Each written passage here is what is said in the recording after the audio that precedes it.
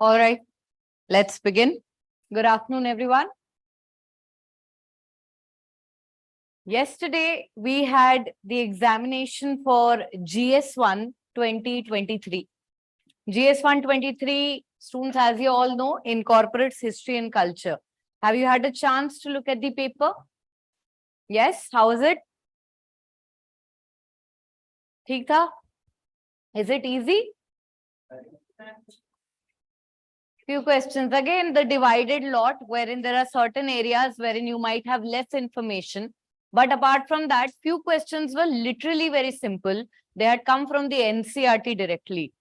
For instance, one question that we were anyway going to do today pertaining to your Vedic period, okay, which we were going to talk about that Vedic period. We have a question with respect to society and religion and the prevalence of Vedic society and religion or practices in the contemporary times. This is something which can be, I think, isse easy question bani nahi sakta, aur kya banayenge isse simple. Apart from that, when you talk about another question which is from the technological innovations during the Delhi Sultanate period. This is something which has directly appeared from your old NCERT. Okay. In your old NCERT, you have chapter number 8, which talks about culture, social and economic changes during the Sultanate period. And in that, students, we have things like Dhuniya, which is anyone? Cotton carder's bow. We have Rahat, which is the Persian wheel. In fact, in the last class, I had told you about the introduction of paper by the Delhi Sultanate people. This is also a technological advancement.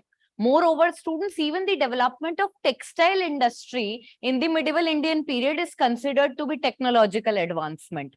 उस time पर ऐसा नहीं है कि handicrafts जो हैं, आज के टाइम जब हम टेक्नोलॉजी सोचते हैं तो हम weapons, space, ये सारी चीजें सोचते हैं. उस टाइम पे टेक्सटाइल की डेवलपमेंट भी टेक्नोलॉजिकल डेवलपमेंट ही था. Okay.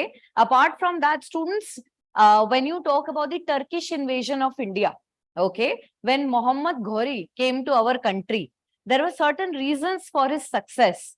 These are also classified in your NCERT. We have things like the iron stirrup and crossbow and better quality of cavalry. All of these, when they will come to our country, aren't they going to introduce that in the military technology? Of course. When you talk about Delhi Sultanate during the reign of Muhammad bin Tughlaq, we see that there are two brothers, Harihara and Bukka, who declare independence and start Vijayanagar Empire. Moreover, their Daulatabad province also declares independence, which leads to the emergence of Bahmani kingdom. These Bahmani people who are contemporary to Sultanate were using gunpowder, and this is something that they had done with the help of Portuguese. Okay, so here all of these things, because they are contemporary to the Sultanate period, can be incorporated in technological innovations. Very straightforward question. We had one more question, which is the first question of GS1, which I plan to take in today's class. Okay, and that is pertaining to the discussion of geographical factors in the emergence of ancient India. We'll start with a simple question today from the Vedic period. The plan anyway, students, was to cover aspects of Vedic culture today. Apart from that, I had asked you to read about Jainism and Buddhism and the Mauryas. Okay, so anyway, the plan was that. Unfortunately, GS1 this time questions only came from this side. Okay, so let's start from the question which we have got in yesterday's paper pertaining to your Vedic culture. Okay, kindly write down the question. What are the main features of Vedic society and religion? What are the main features of Vedic society and religion? Do you think that some of the features are still prevailing in the Indian society? Do you think that some of the features are still prevailing in the Indian society?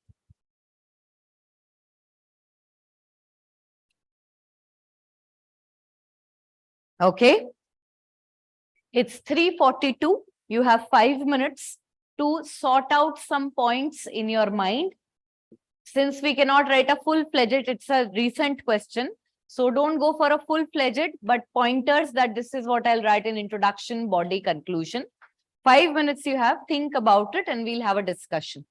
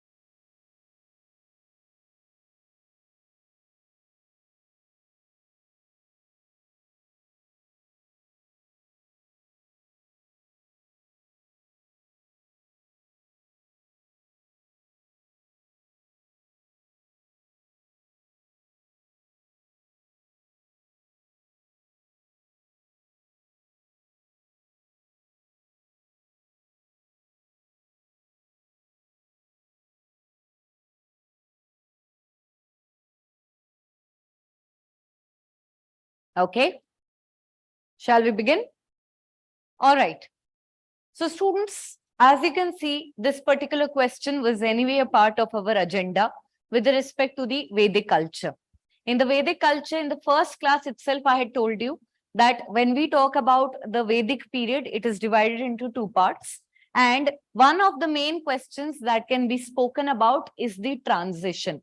अभी इन्होंने क्या किया, पिछले 2 साल में हमारे पास में, पिछले 3-4 साल में हड़प्पन सिविलाइजेशन की प्रैक्टिसेस और उनका कंटेम्पररी टाइम से रिलेशन दिखाया. अब इन्होंने क्या किया, ये एक टॉपिक आगे आ गए हैं. Whereas when we talk about the Vedic period, now they are asking the same type of question, wherein we have to talk about the social and religious elements and how they are applicable in the contemporary society.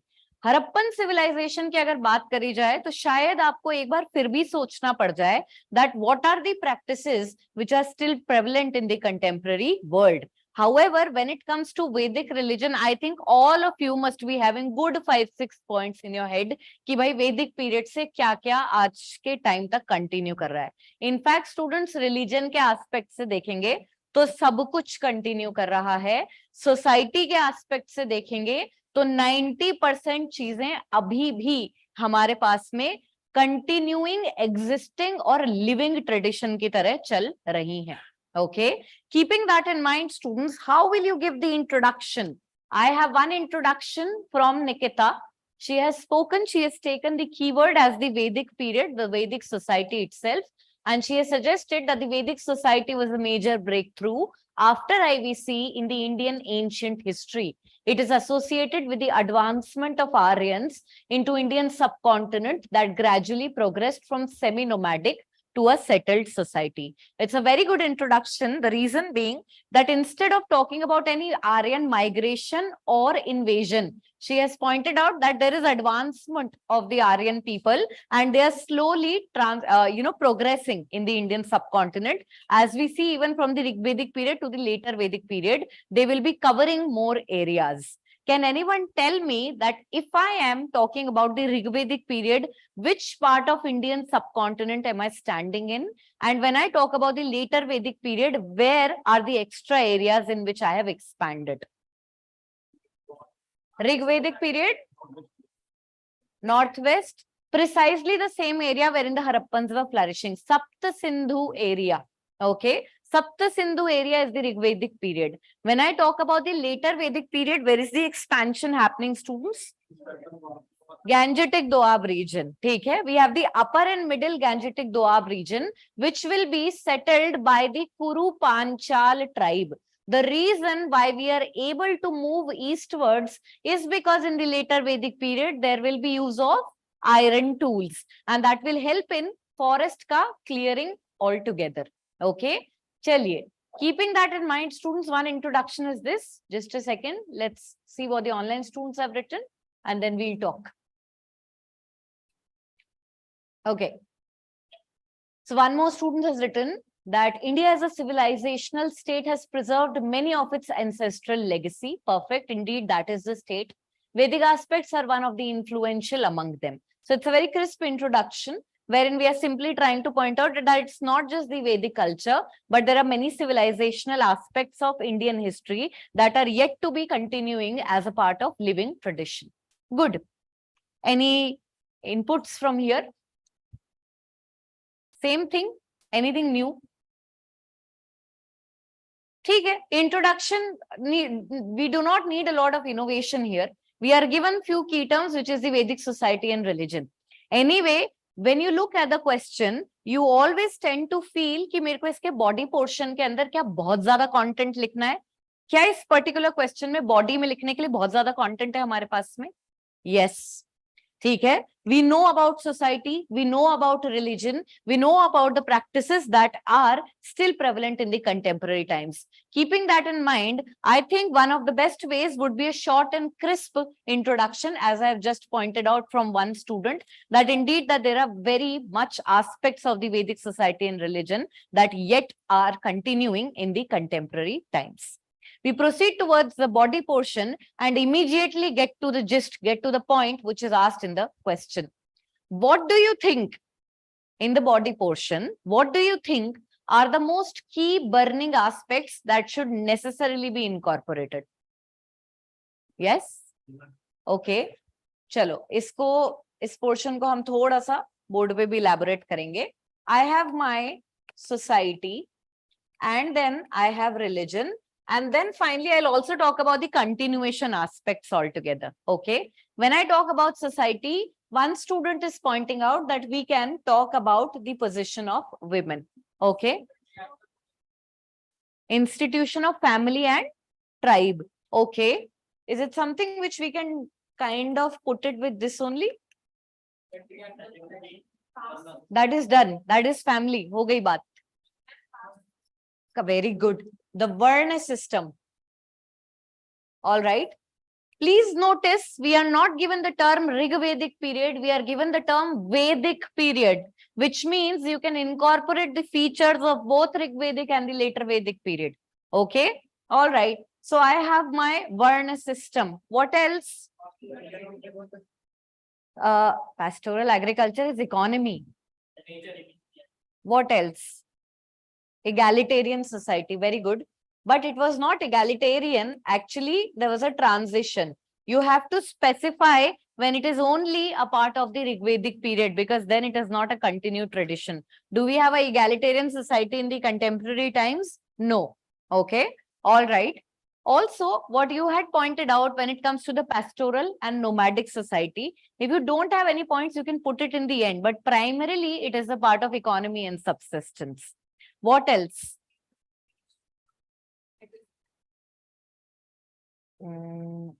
Okay.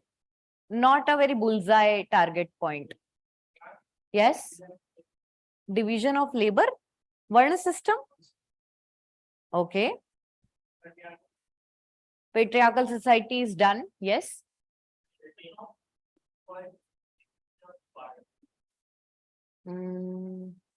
I think these are economy points. Okay. Have you forgotten the institution of Gotra? Yes, the institution of Gotra. Do you think Gotra is still prevalent in the contemporary times? Yes, the transition of the term Gotra can also be seen from the Rigvedic to the later Vedic period. Can we talk about the concept of tribal assemblies? It is a part of socio-political institution. Tribal assemblies, Sabha, Samiti, Gan, Vidhata. When you talk about that, do you think at the village level, we still have such kind of representative assemblies? Can that be included in social assembly altogether? Okay.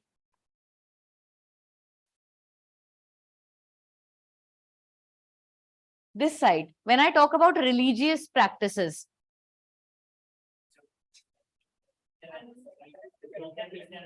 One. Okay, raise your hands, please. Yes. Animal sacrifices. Okay.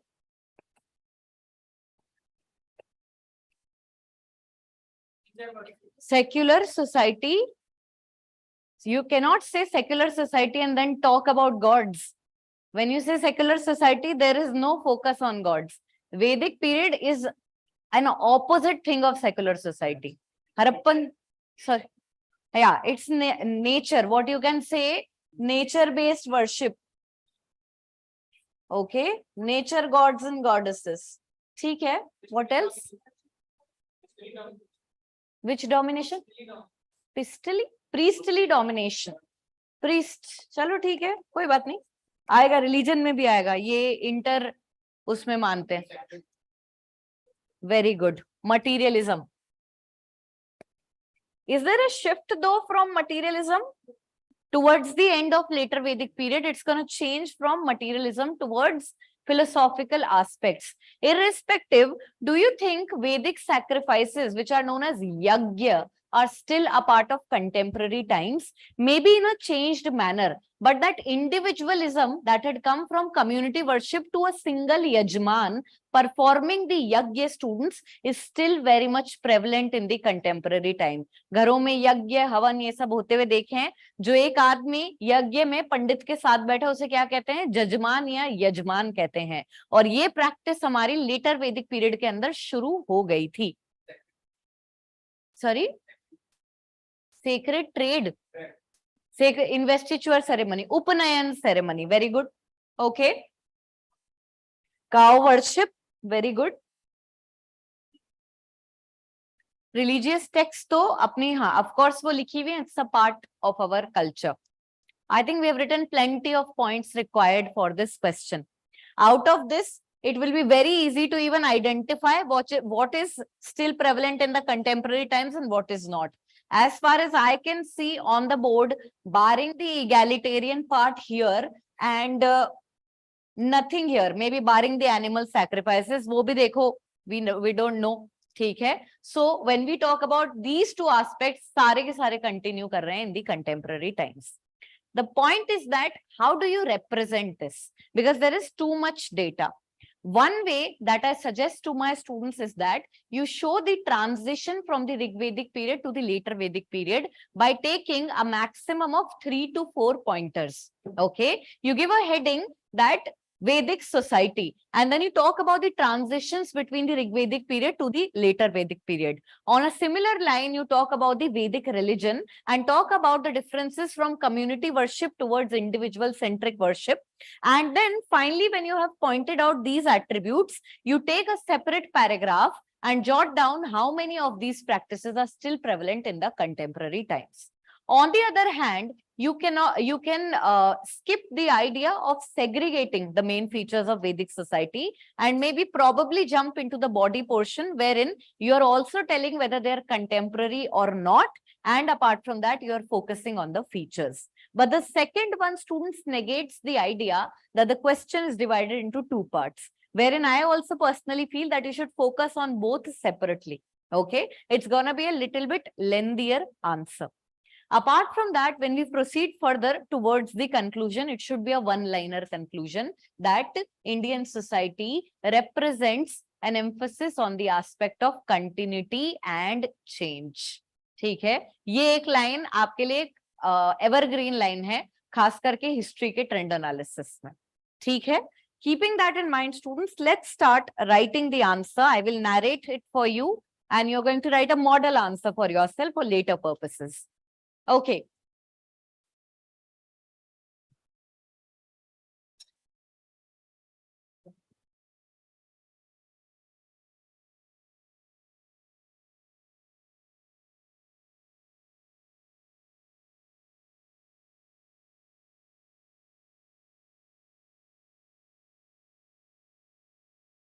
Please start writing.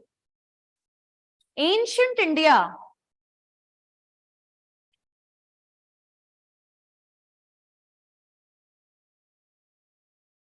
encapsulates rise and fall of multiple civilizations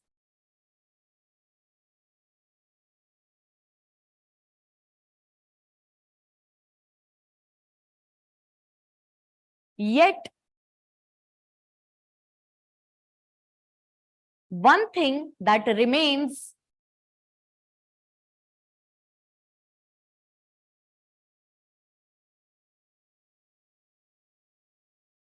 are the traditions and cultural practices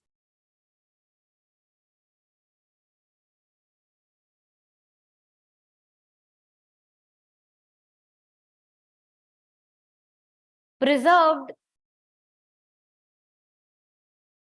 till the contemporary times. Preserved till the contemporary times.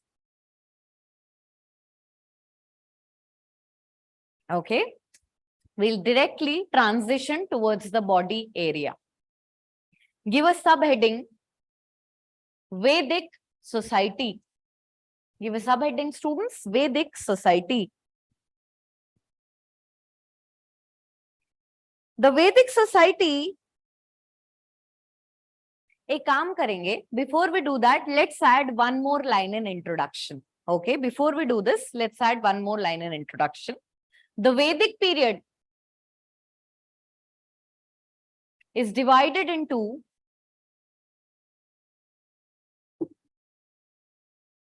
the Rig Vedic and later Vedic period,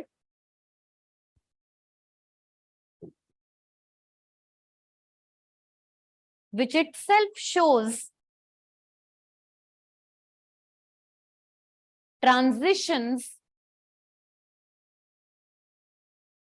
in the socio-religious aspects.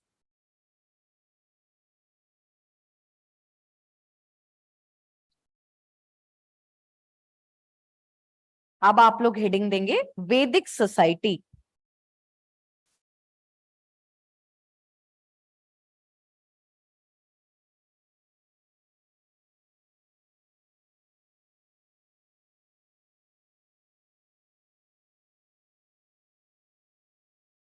Rigvedic society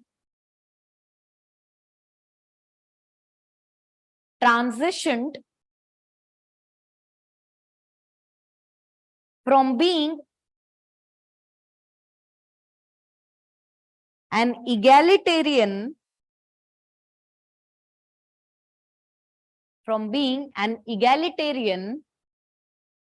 to a Varn classified society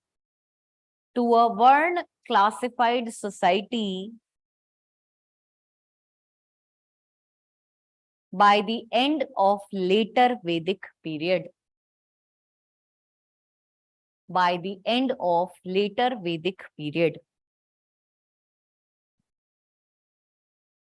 Before I move to the second point, students, one more thing I want to tell you. The best representation of this content, which I'm making you write in a narrative form, would be in tabular data, by the way. ठीक है? But if I make you write the tabular data, you will not understand the connections.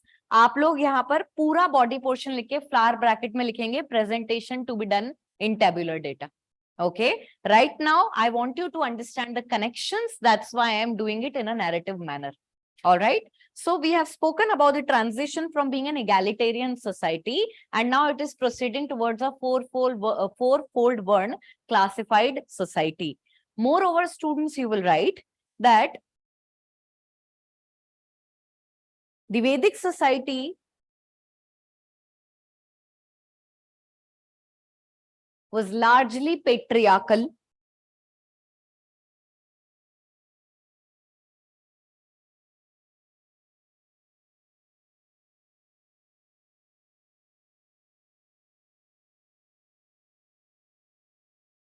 However,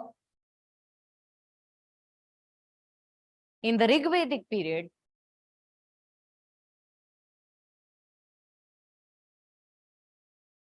women fared relatively well. Women fared relatively well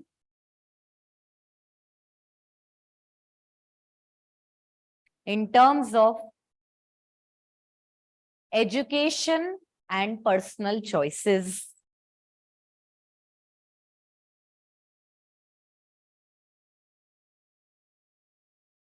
ठीक है? Example दे सकते हैं, लोप मुद्रा, गार्गी, इन सबके नाम लिख देना. You can substantiate the points.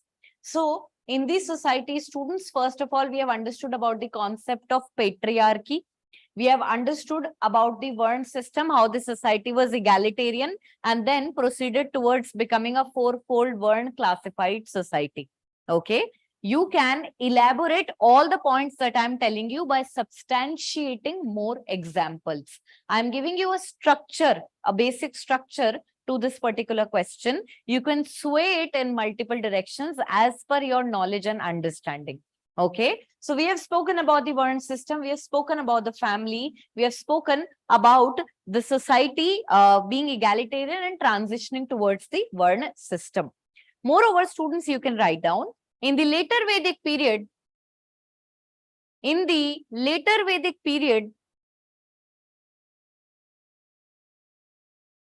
the institutions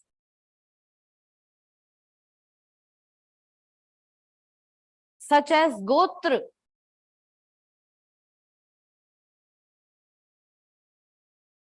became an essential feature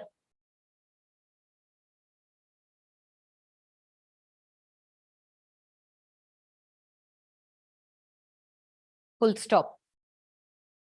Next subheading, Vedic religion.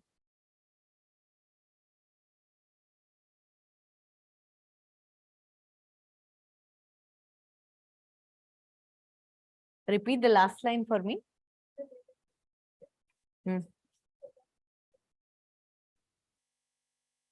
Rachit, what is such as? Elaborate your question properly. Okay, such as is asking what to write after that. It is Gotra, Gotra. Okay, Vedic religion. It represents a transition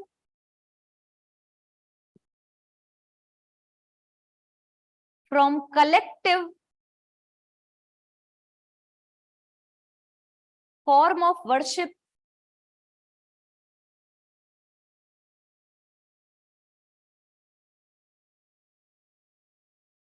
towards individual sacrifices.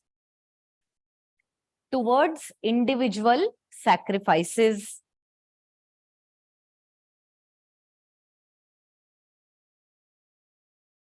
Even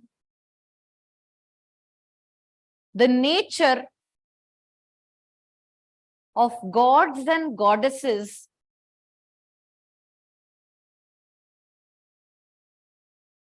even the nature of gods and goddesses changed as we progressed in the Vedic period. As we progressed in the Vedic period. For example, in the Rig Vedic period,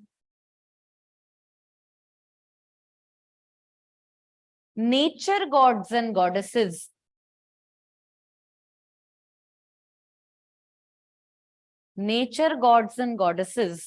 such as Indra, Usha,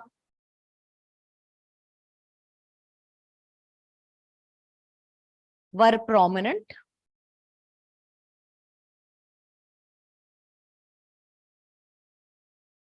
But later on,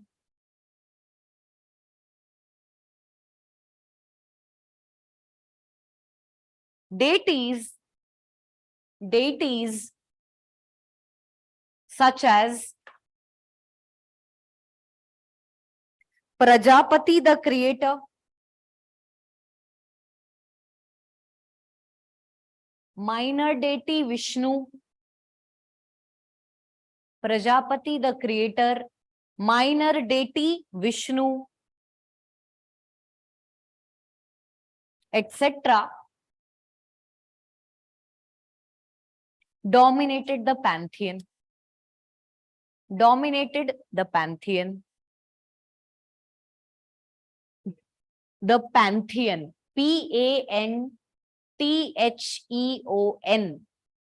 dominated the pantheon. This reflects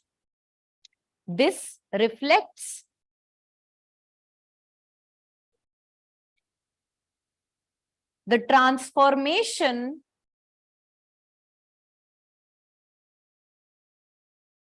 from pastoralism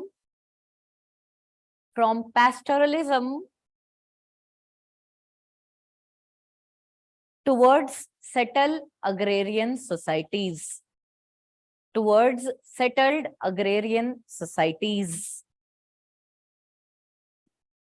You will convert this entire data into bullet points and it seems shorter. But right now, for your understanding, since you will give paper later on next year, so for your understanding, you write it in a narrative format. Okay? Chaliye. Third subheading देंगे students. Practices.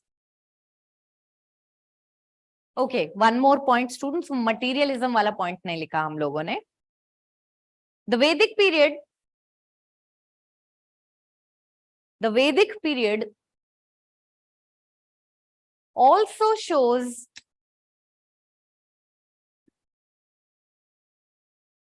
shifting focus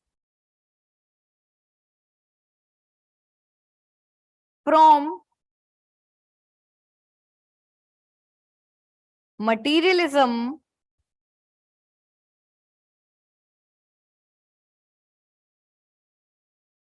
towards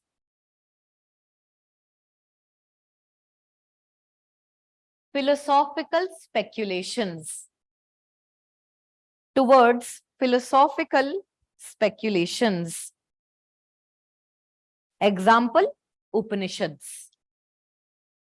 Example, Upanishads. Let's talk about the third heading. Yes. What is the example of first point, collective form of worship? Collective form of worship to individual sacrifices. So when we talk about that, in Rig Vedic period, we have collective sacrifices. We learn to know, Rig Veda tells us that we do chanting, okay? Or we, what we call the shlok, जो हमारे ऋग्वेद के अंदर ऋचाएं हैं, उनको जो बोला जाता था, वो community पूरा उसमें participate करती थी. Then you go towards individual sacrifices. For instance, you can give example of Ashwamedh, Vajpayee and Rajasuya, which are done by individual people, especially by the kings to gain legitimacy. All right. So you can expand it there. All right. क्या लिखा? Philosophical के बाद क्या बोला था बेटा मैंने? Speculations. Philosophical speculations. Vishakha. Okay. Third heading, students, practices, Vedic practices.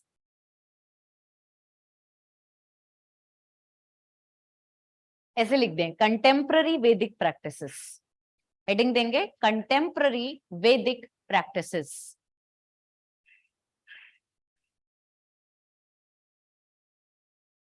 All right. Now here also, students, you can give small headings which are clearly observant in the contemporary times. Give first subheading, पहला bullet point लिखेंगे, वर्ण system. सबसे ज्यादा जो popular हैं वो 4-5 point out कर दो. You are good to go. Your answer is correct. Okay. So first one, varna system. The division of society into Brahmin, Kshatriya, वैश्य, शूद्र,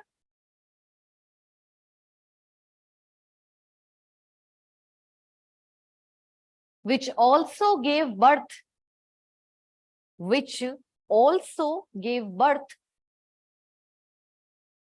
to the caste system,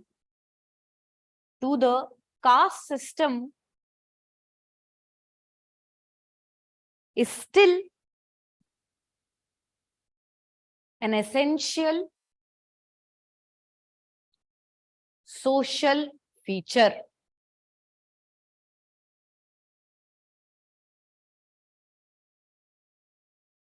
Second, yes.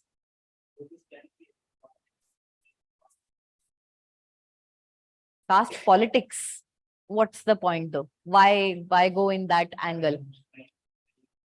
He said that we don't vote we don't cast our vote our task.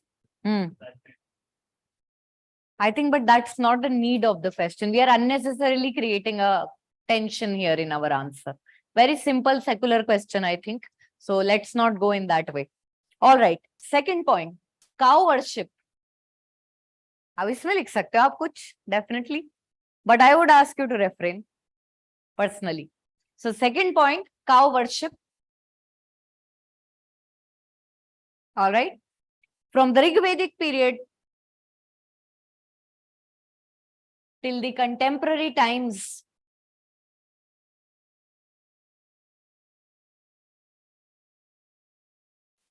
cattle and cow worship continues to hold significance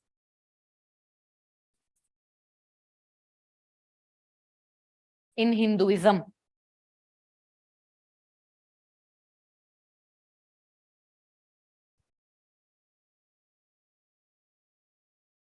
Third point, polytheism.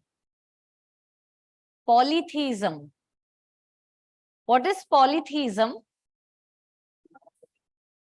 We have monotheism, monotheistic religions like Islam, Sikhism, okay? And then we have Hinduism, which is a polytheistic religion, which means simply belief in multiple gods, okay? So polytheism as a practice of having belief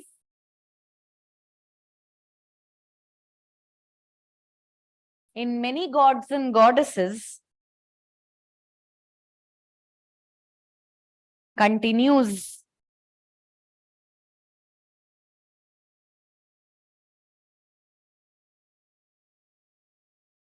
fourth point, थोड़ा बड़ा answer दे रही हूँ, I hope आप लोग को पता होगा, इसको शॉर्टन अप कर लेना है. ओके, सॉरी क्या सैक्रिफाइसेस, क्या सैक्रिफाइसेस? Fourth point. ओके, नहीं मैं लिखवा रही हूँ, पूछ नहीं रही हूँ, आप लिखिए. Alright, fourth point students,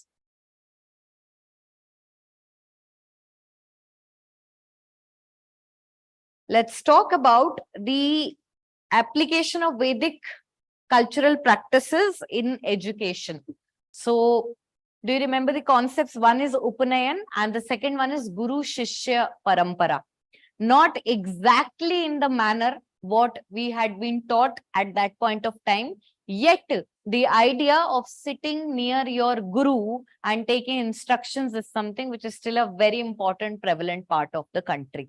So, two things, Guru Shishya Parampara plus Upanayan ceremony. उपनयन तो आज भी होता है, ठीक है. हमारे जो ये जनेऊ वगैरह की भी प्रथा होती है, इसके अंदर यही माना जाता है कि अब आप अपनी एजुकेशन शुरू कर सकते हैं. ओके, सो हेडिंग देंगे उपनयन, उपनयन प्लस गुरु शिष्य परंपरा. उपनयन प्लस गुरु शिष्य परंपरा shows continuity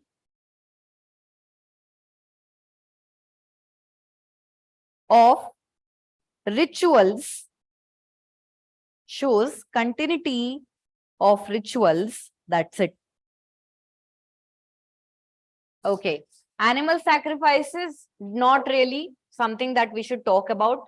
Pantheon we have discussed. Priestly domination वाली चीज अब खत्म हो चुकी है आज के टाइम में. Apart from that, focus upon Upanayan, cow worship are something that we have written. Many people in the coachings have also pointed out the continuation of agrarian economy from the Vedic period. Let me tell you something, students, when it comes to the Vedic period, even in the later Vedic period, we had started agriculture, but at a very small scale. We were yet to produce surplus altogether. And majority of the part of the Vedic period, we were primarily pastoral and nomadic people. It was the Harappan civilization that could be quoted for its agrarian economy, whereas the feature of being an agrarian economy is something that will be coming at the end of the later Vedic period. There's a gradual transformation. What we have in the later Vedic period is a mixed economy. So calling it an agrarian economy, I don't think suffices. It is a very gross, what you can say, हम लोग जो एक crisp करके points लिखते हैं ना, तो coaching के अंदर क्या होता है, they make it so crisp all together that it loses the essence. So I think calling it an agrarian economy is a very debatable point altogether. Moreover, I don't personally feel it is anyway a point pertaining to society and religion. Yet, if you want to write it, do show that it was not an agrarian economy, it was a mixed economy wherein we are focusing now towards agriculture. That is yet a continued practice in contemporary India. तो अगर लिखना भी economy के बारे में तो पूरा लिखना, ठीक है, कि प्राइमरीली अग्रेरियन नहीं है, हम मिक्स्ड हैं, और ऋग्वेदिक पीरियड में तो हमको एग्रीकल्चर हम करते भी नहीं थे. Okay, we were only producing fodder. Okay, चलिए, yes, can you mention about Agni cult, fire altars? Okay, isn't it something that anyway comes as a part of ritualistic practices where you have written Upanayan, where you have written Guru Shishya Parampara, sacrifices and all? You can also talk about the nature, the manner in which we are doing sacrifices, the importance of Agni as a deity is something which still continues. Prajapati वाले point में भी डाल सकते हैं आप इसको, ठीक है? Won't the caste-based discrimination be an important feature in prevalent times? Yes, we have spoken about the Varn system and the caste dividation. since the content is too much to be written here, you are going into more social aspects of it. We have two parts to the question wherein we are simply asked to blatantly write down the society features and then talk about the continued tradition. Why go into the debate of caste reforms? Please don't do that. I don't personally feel that it's going to be very helpful. Okay, let's write the conclusion, students, as well.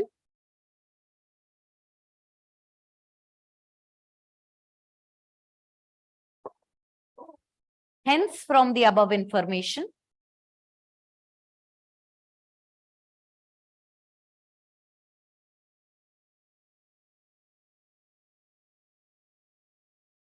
many practices can be highlighted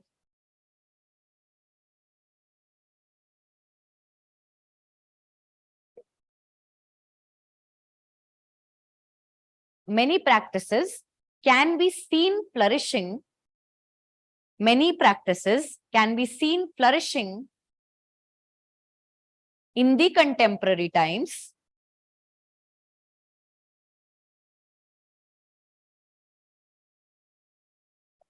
thereby revealing the continuity and change aspect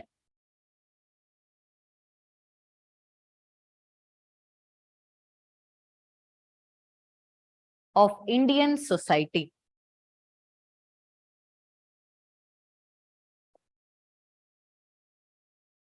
Okay. Yes, beta.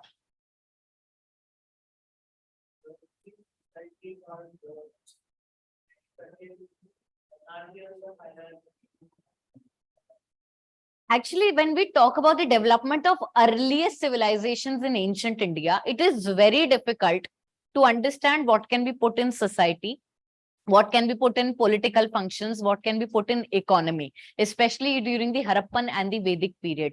However, when you essentially talk about society, it talks about caste, gender, and religious practices. Okay, these are essentially the main elements of society. इसमें से religion तो इन्होंने अलग करके वैसे ही लिख दिया, तो आपके पास कास्ट और जेंडर सबसे पहले पॉइंट बनते हैं, इसलिए हमने विमेन और वर्ण सिस्टम का डिस्कशन किया.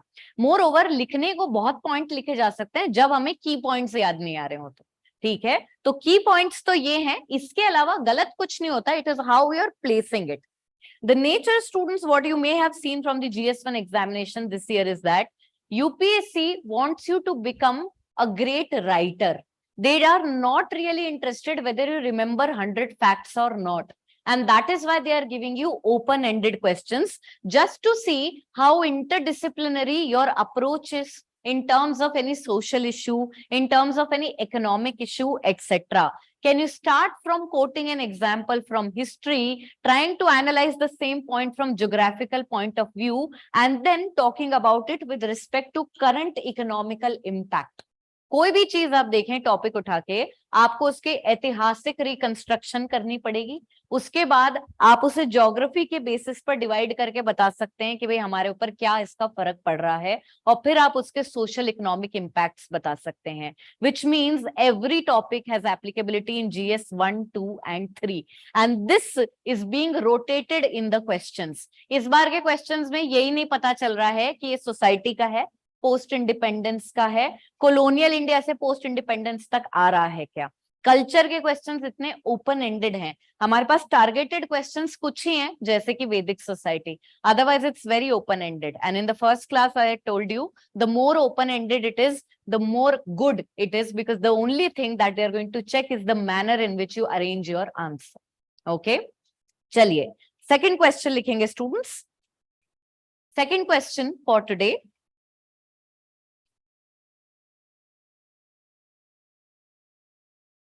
Explain the role of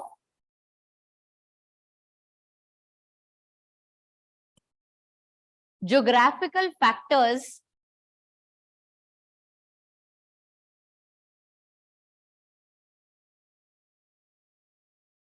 in the development of Ancient India.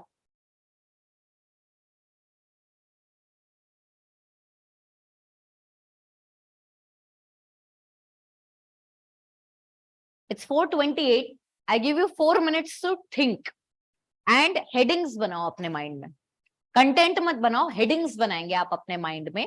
It's 4:28, 4 minutes. Think of some headings in your mind. And then we'll have a discussion. It's a very good question, students. We can brainstorm together. लिखेंगे 4 minutes.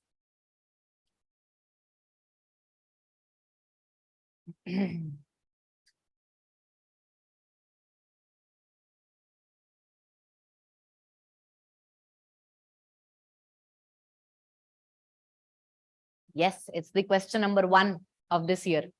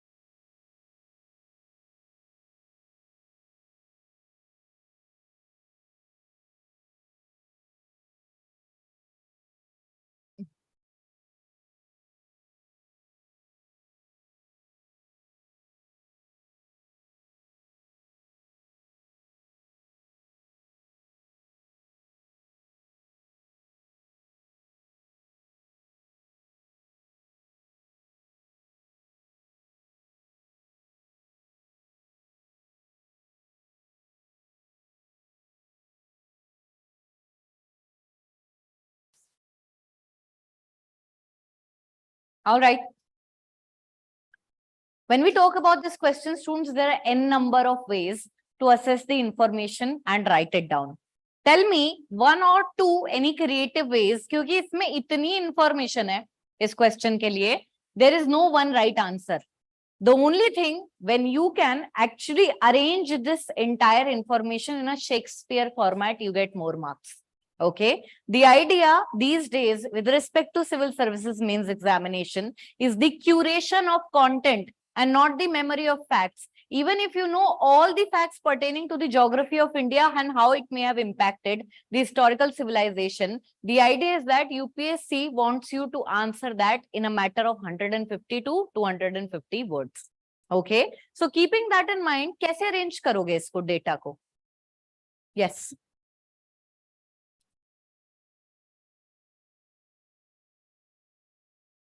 Okay, one person. Okay, one suggestion is that let's go chronologically from the Harappan civilization or the Bronze Age. Main is the Bronze Age period from where we start seeing the civilizations. So let's say we talk about the Harappan civilization till maybe the period of Gupta or Harsha and see that how ancient India is developing.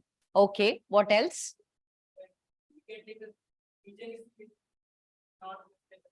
Yeah. Good. Char division, north, south, east, west. Clearly इनके basis पर दिखाया जा सकता है. 4 part में तोड़ लो country को 4 directions के अंदर and it would be very easy for us to bifurcate what kind of developments were happening in this area considering the geography. What else? Yes.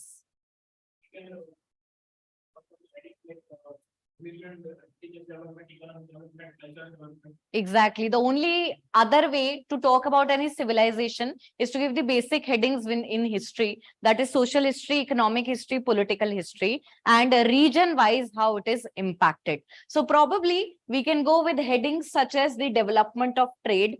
We can go with the headings such as the development of civilization. We can go with headings such as the development of language and literature. Do you think geography has an impact on it? Yes. The Vindhyan range, students, is the dividing line between the Indo-Aryan and the Dravidian languages. I hope you know that. And the Dravidian languages are developing simultaneously with the Indo-Aryan languages. And here, students, geography does play a role because we see that there's this theory that the Dravidian people have been pushed there. Okay. And as a result, they are the languages in which they are developing are restricted to a certain geographical area. What else can be put here? Yes, please. Technology. What else?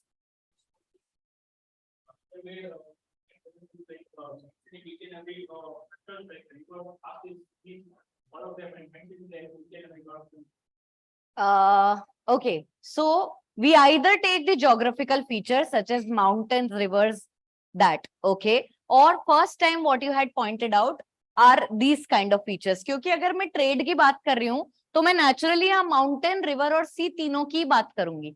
When I talk about trade, let's say I'm talking about trade, I'm talking about northwestern India. I will talk about the mountain passes that it attracted foreign invasions, but it also attracted what? It also attracted a lot of travelers in our country and trading in our country.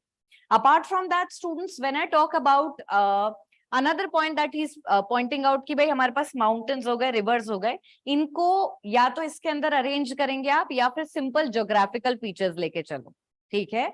और geographical features से ज्यादा better है direction wise development देखना. North India में कैसे हुआ, South India में कैसे हुआ, और वैसे भी हम देखते हैं कि सबसे पहले developments हो भी यहीं रहे हैं और इसके बाद ही gradually हमारी civilization emerge कर रही है, ठीक है? Okay. So one way is this, second way is this, third way is this. Anything else that can be done? I think these are quite good enough innovations altogether. Let's see what the online students are also pointing out. Yes. That's a point, beta. Right now we are trying to analyze the format of the question. आप sentence बोल रहे हो बीच का. एक बार अपन analysis देख रहे हैं. एक सेकंड रुकेंगे. All right.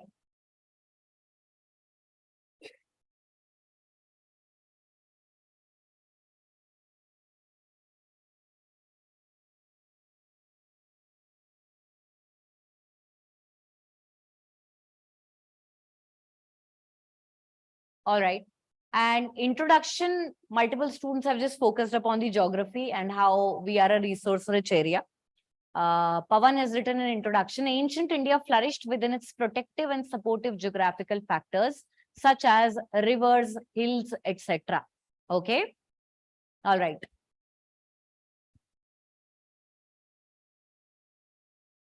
Suraj beta, instead of giving instructions, why don't you listen to what we are already talking about? The question is so easy.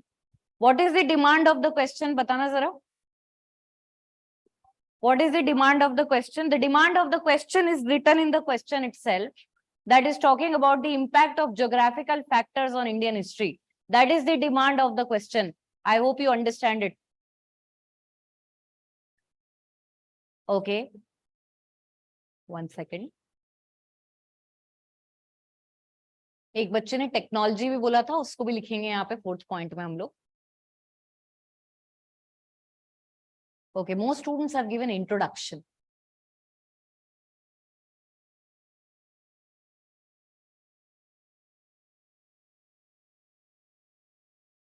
Sangam, Roman Sea access, perfect.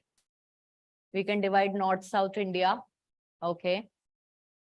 ठीक है. I think even the online students are on same page with my offline students. They are also trying to analyze it on the 3 bases. या तो भाई हम लोग dynasty by dynasty, civilization by civilization आगे बढ़ जाएं. सेकंड ऑप्शन हमारे पास में क्या बनता है, that we focus upon trade, these aspects, or we take direction. When it comes to the features, the geographical features, that is the essential way in which the R.S. Sharma का chapter is organized. And that is why when you will see the answers or internet जो आपने देखे होंगे sample answers, उन्होंने क्या किया, फटाफट से chapter number 3 की summary बना दी है. ठीक है, chapter number 3 की summary बना दी है. That is not the only way in which you can write the answer. If you have read chapter number 3, there are so many points in that which can be written in this answer. ठीक है, तो जरूरी नहीं है कि आपको उस chapter की समरी बनानी हो जो मेजॉरिटी ऑफ द इंस्टीट्यूट्स में हुई है. That's why you come with that impression कि मैं माउंटेन, रिवर, पासेस इनके अंदर तोड़ के इसको करता हूं. हम इसको हिस्टोरिकल पर्सपेक्टिव से भी लिख सकते हैं. चलिए, लेट्स टेक दिस पार्ट और this one. Anyone to elaborate? North, south, east, west करें. चलिए, north plus north west. When I talk about north plus northwest, it is the cradle of civilization with respect to ancient India. Not only Harappan civilization, students, one of the earliest prehistoric sites are also found in north and northwestern region. Okay, in that context, some key terms pertaining to this area. Cradle of civilization with respect to ancient India. Availability of one of the most resource-rich river system can be found in this area, which is Indus plus its tributaries. This ultimately gave birth to the first urbanization of Bronze Age civilization in my country called IVC. All right. So one point that I can write with respect to my north plus northwestern India simply is the Sept Sindhu region. IVC के अलावा later on you can say there are traces of continued occupation in this area when the Rigvedic people start settling in the Sept Sindhu region. One context is with respect to the river plains, and due to the availability of many resources and fertility of soil and readily available water, we are settling in this area. तो presence of rivers बता सकते हैं, चाहे तो आप एक दो tributaries वगैरह के नाम दे सकते हैं. ठीक है. Moreover, do you think that there is some protection also at this point of time? Himalayas have protected us in history, but at the same time, it is only the passes that have made it a little bit difficult. However, at this point of time, especially when you talk about the cradle of civilization with respect to North and Northwest India, these areas were very helpful with respect to long distance trade of the Harappan civilizations. हमने करी है क्या अफगानिस्तान और Mesopotamia के साथ में trade? Yes. So keeping that in mind, students, can we also talk about the trade passes and say that there is long distance trade that had happened? हमारे पास तो इंटरमीडिएरी स्टेशंस भी है, लैंड के through ही जाते थे हम लोग वहां पे, जैसे कि डिलमुन, मकन एटसेट्रा. ठीक है, तो यहाँ पर पढ़ा था ना 2 intermediary stations. Do you know that? Between Meluha and Mesopotamia. What is Meluha? Indus. And we have intermediary stations such as Dilmun and Makkan. Okay, so we can talk about the presence of Himalayan ranges being a protective barrier, at the same time being helpful in flourishing trade. Second, you can talk about the presence of multiple rivers and their tributaries whose fertility aided in the first civilization of our country known as the Bronze Age civilization. Moreover, some students are also talking about technology. Technology students, of course, we have a lot of areas from which we used to get the raw materials. सबसे near by जिसको अपन north north west में भी मान सकते हैं या simply western India में भी मान सकते हैं, the area of Rajasthan. Which mines? Khetadi copper mines. So another point, students, with respect to technology that you can write down is pertaining to copper and Khetadi copper mines. We are talking about the development of ancient India with respect to the geographical factors. To do that, there are n number of ways, but we have decided to divide it into directions. The 4 directions that we have taken are here. And when we talk about north and northwest, students, you have to specifically mention the Himalayan ranges. You have to mention the Indus water and Indus river and its tributaries. And then technologically, you will see that this area has a lot of copper deposits. For instance, we have the Khetadi copper mines. जरूरी नहीं है कि आपको हर direction के अंदर शुरू से लेके अंत तक की हिस्ट्री ट्रेस करनी पड़े. अगर आपने बता दिया कि हड़प्पन सभ्यता के टाइम यहाँ पर कॉपर माइंस थी, तो मौर्यन काल में भी वहां पर कॉपर माइंस रहेंगी. I hope you understand that. Okay, so this is one area and we have pointed out 3 specific features. Proceeding further, students, let's talk about the most important area in the country, which is central plus east. Makkan is an intermediary station for Harappan civilization.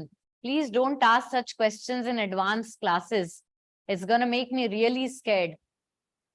Okay. Yep. Center plus east. क्या लिखेंगे? पहले तो cities mention कर दो, सबसे important cities.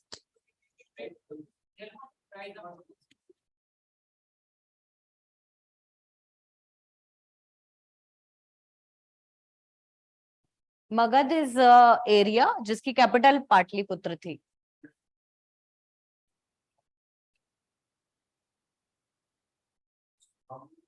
Sorry, Kamrup, it's in Assam. Ujjain, good. Agra is a medieval city. We are done. These are the ancient cities. Okay. So when you talk about these areas, one more point, students, I wanted to tell you here. You will write about the Takshila University. Even before the coming of Nalanda, we had one good university known as the Takshila University. It's in the northwestern region and it attracted a lot of students. Okay, ठीक है. सबसे पहले तो students, when we talk about the center and east, we have these 4 cities. These cities, majority of them are on river sides. Why are they on river sides? It aided communication, transportation and trading. तो यहाँ पे सबका भी याद नहीं आ रहा. पाटलिपुत्र, पाटलिपुत्र की students अगर अपन बात करें, I had told you when we were talking about Magad, the importance of Patliputra. It is surrounded by rivers on 3 sides. And that is why it aided communication, it facilitated trade. At the same time, we felt safer from the enemy. क्योंकि वो दूर से नदी में से आता हुआ दिखेगा तो हम easily उनके ऊपर अटैक कर सकते हैं. So the association of cities with the river banks and trade. What else can you write here? सबसे ज्यादा पॉइंट तो यही आते हैं. Quality, in what sense? This is the area where you will see first monarchical empires are emerging. Why is that? Availability of resources. There is huge availability of resources, students, in this area. Please don't forget that when we talk about Magadwala region, it is rich in iron ore deposits. This area is rich in iron ore deposit, students, that facilitated the second urbanization also, जिसकी वजह से हम और areas में spread होना शुरू हुए हैं. टेक्निकली हम सेंट्रल इंडिया में बैठे थे, ईस्ट इंडिया में जाने का कारण ही आयरन टूल्स रहे हैं. More over students, this is the area wherein we also started production of steel that aided further developments in Deccan and South India. All of these points are in NCERT. Everybody, because of the term geographical factors, will only look for answer in chapter number 3. That is wrong. You have to substantiate it with examples, and that you have anyway studied in every empire that we have done till now. Okay, try to shift your focus and lens from what the traditional mentors are telling you and try to think in a manner कि मुझे जो आता है मैं इसको manipulate करके कैसे लिख सकती हूँ. घबराने की कोई जरूरत नहीं है, there is no one right answer, ठीक है। What I am doing with you right now, half of it is impromptu and I believe in what information I have and I will be able to write an answer. I will not go and see any model answer, just write my own, ठीक है। और जितने open ended questions है उतना बढ़िया है, किसी भी टीचर का आंसर ऐसा नहीं हो सकता कि ये रामबाण है। तो यहाँ पे मेरे पास में सिटीज और ट्रेड वाली बात आ चुकी है। सिटीज और ट्रेड के अलावा टेक्नोलॉजी के कॉन्टेक्स्ट में I have iron, I have steel, okay. What else? Sorry, fertile plains are there. Can we talk about the availability of fauna, especially elephants that helped in creating army, that helped in the formation of Mahajanpads? Is it one point that we can write about? Can we talk about the increasing rainfall and precipitation that automatically gave us readily availability of water for irrigation? Can we talk about that? ठीक है, तो rainfall pattern impacted production और ये production ही तो हमें civilizations को बढ़ाने में मदद कर रहा है। Anything else? Natural barriers for protection. Okay, ये तो नॉर्थ वाले एरिया में भी आ सकता है, ये पॉइंट नहीं आ सकता क्या? ये तो नॉर्थ में भी आ सकता है। What else? Availability of water we have done, rivers हो गया। सेगमेंटरी प्लेन ऑफ, अच्छा एलुवियल सॉइल की बात कर रहे हैं आप, ठीक है। हाँ, फर्टिलिटी वाले एरिया, सो फर्टिलिटी, रेनफॉल, इरिगेशन, ये वाले पॉइंट्स। What else?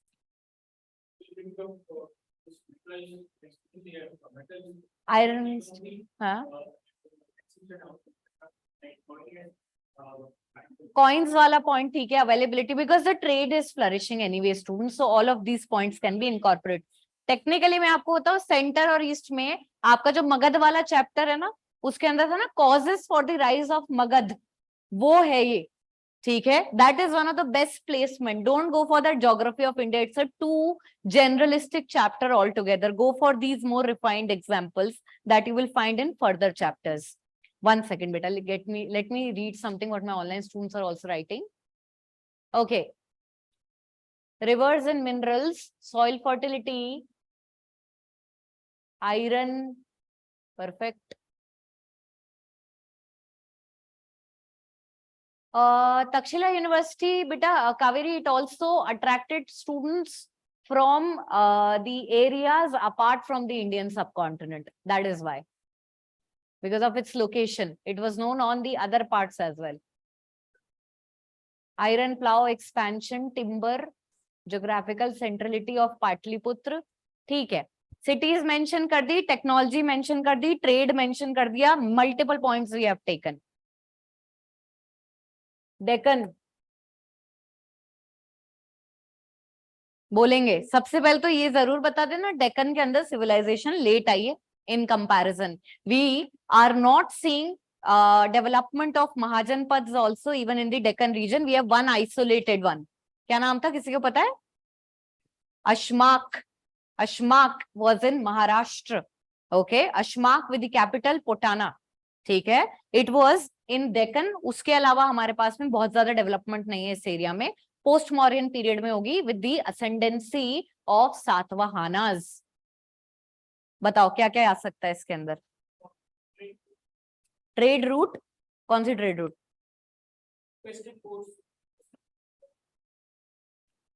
सबसे पहले तो डेक्कन और डीप साउथ आते ही तुम्हारे को मैरीटाइम ट्रेड याद आ जानी चाहिए।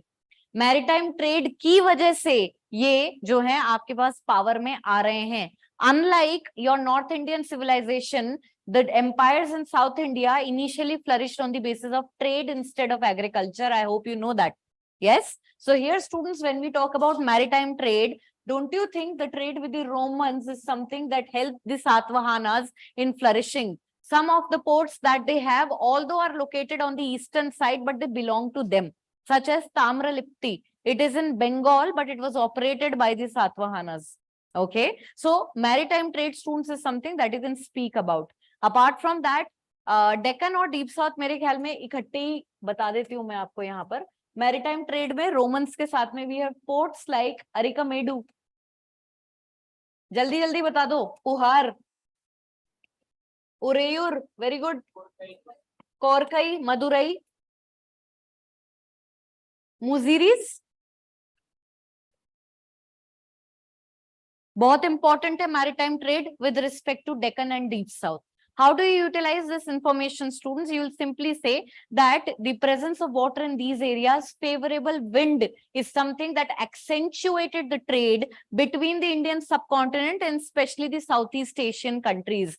Moreover, even the Europeans used these maritime trade routes in order to establish contacts with ancient India and ancient Europe, such as from the time of Alexander's invasion. Yes?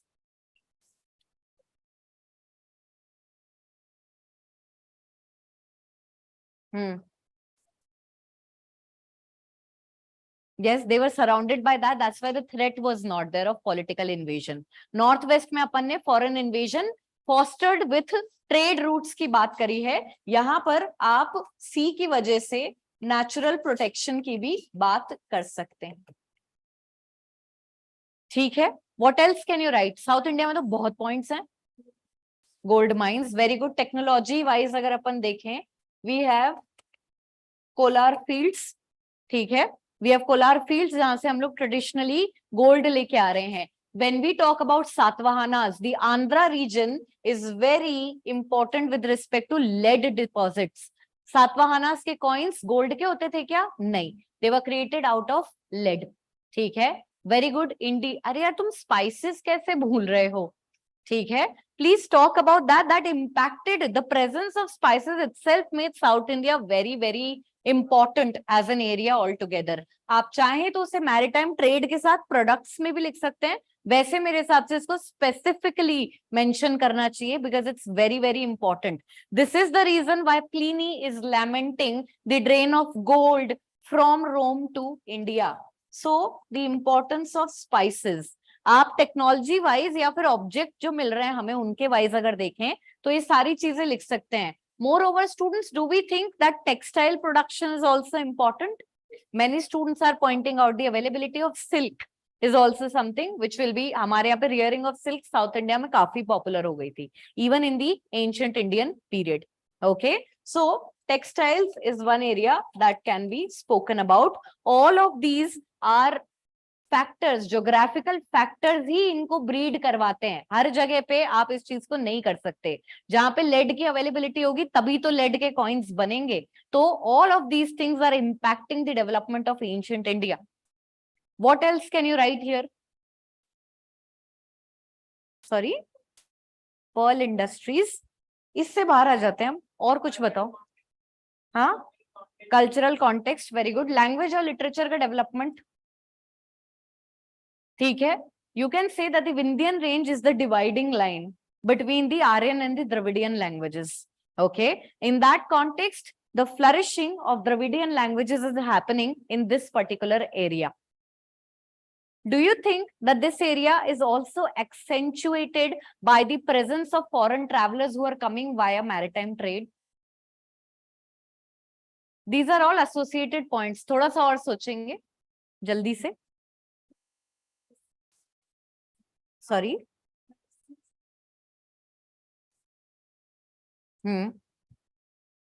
Okay, चलिए ठीक है. हाँ जी, development.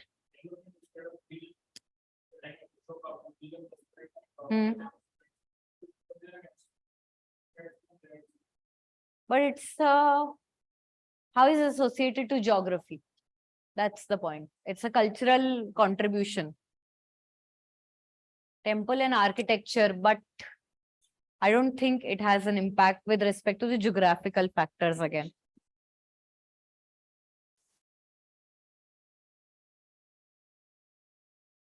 But वो तो एक social process था ना. आर्यनाइजेशन को बहुत खुशी से अडॉप्ट किया उन्होंने Brahmanical culture. Okay, so main point, students, can be written with respect to the items of export, trading. Apart from that, even you can talk about the political structure, students, how it is impacted, wherein even if you talk about the early Sangam society, Cholas, Cheras and Pandyas did not emerge as empires, they emerged as chiefdoms. okay, which were flourishing on the basis of trade. It was later on when they had kind of materialized it with a lot of agriculture as well, that they turned into full-fledged empires. But before they could do that, we have the Kalabara revolt and they are subsiding altogether. इस वजह से south India में actually proper dynasties कब आई हैं, with the ascendancy of Pallavas and Chalukyas. चलिए, these are one manner in which we can divide this particular question. This entire question has applicability with respect to chapter number 3. Apart from that, you can also use this particular points which are in every chapter that can be found. ठीक है, heading देंगे students इस question में सबसे पहले introduction की.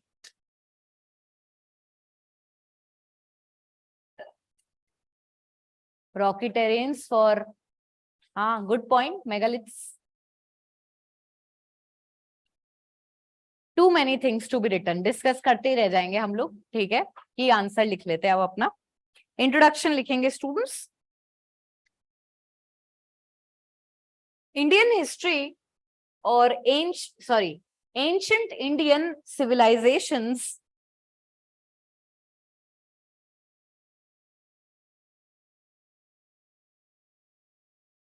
were a result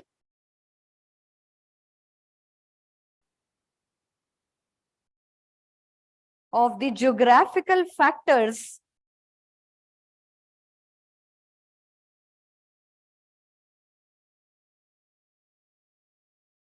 that influenced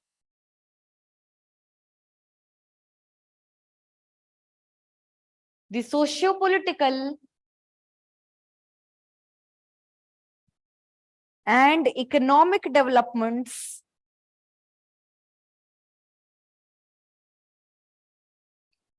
in different regions.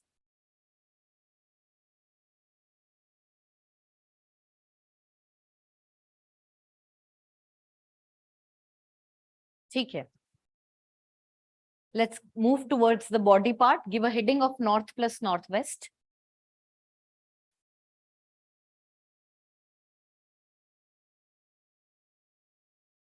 This area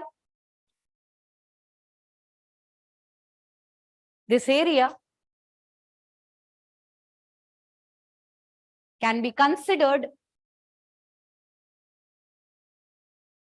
the cradle of civilization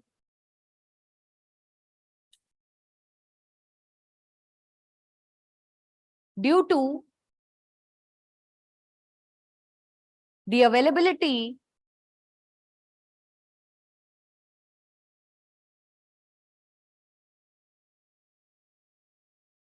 of fertile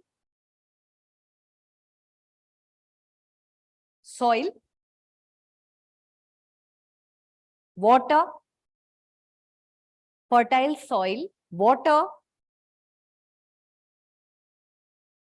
and many other resources.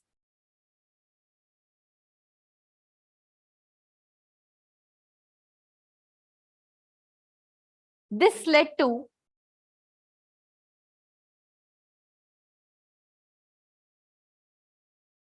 the beginning of first urbanization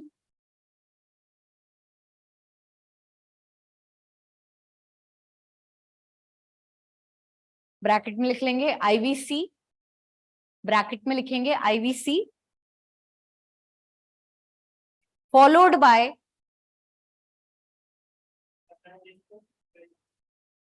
urbanisation और civilisation दोनों ही थी, तो आप फर्स्ट सिविलाइजेशन लिखें यहाँ पे, ठीक है. First civilisation IVC leading to many others.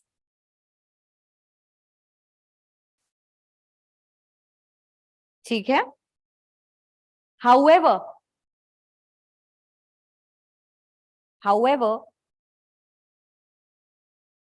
the availability of passes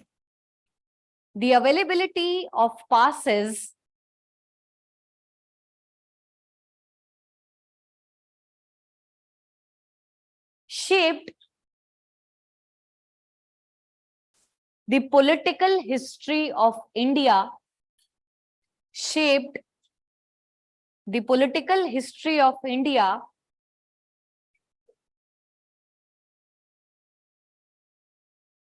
which was marked by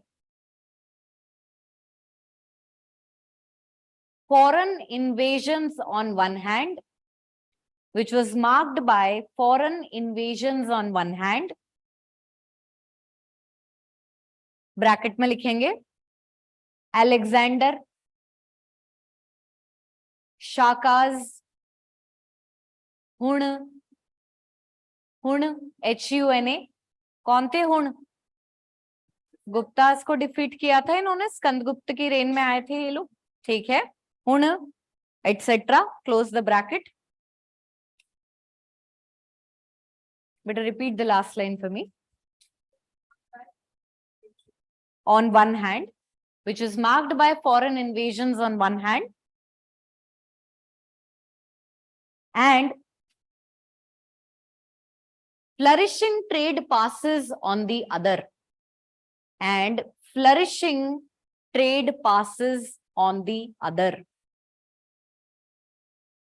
Example, तुम ही बताओ क्या लिखवाएंगे? Example, silk route. Example, silk route. So we are trying to understand that how the river system shaped the civilization in north and northwest. Second, we understood how the mountain passes shaped the political history of our country and also helped in shaping the economic history of ancient India due to the availability of two-way traffic, such as in the time period of Kushan in the name of Silk Route. ठीक है, तो यहाँ पे हमने दो major, हमने river forms देख लिया, उसके अलावा माउंटेन के पासेस देख लिए, and how they are shaping the social, political and economic history of that particular area. ठीक है, यस, वापस बोलना बेटा. उत्तर पथ, yes, it is a trading route. These are two trans-regional trading routes which were operational from second urbanization. Many examples can be put forward. आपने जहां silk route लिखा है वहीं कॉमा लगा के उत्तर पथ भी लिख दो, वो भी सही रहेगा, कोई दिक्कत नहीं है उसमें.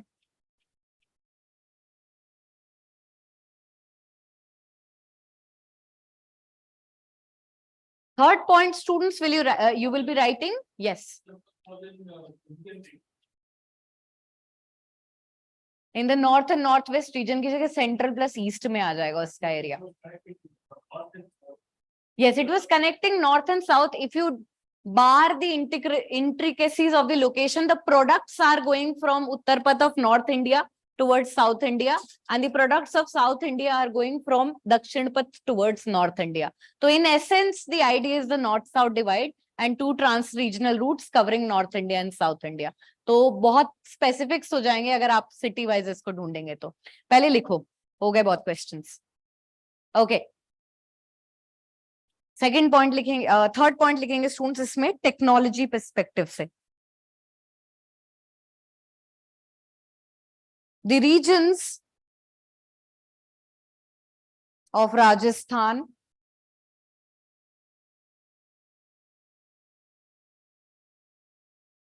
Sindh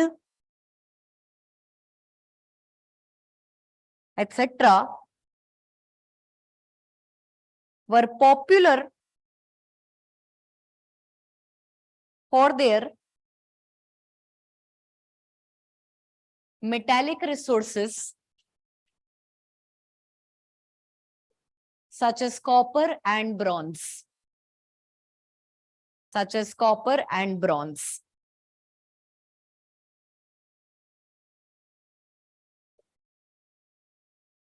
The northwestern area even acted as intermediary trading region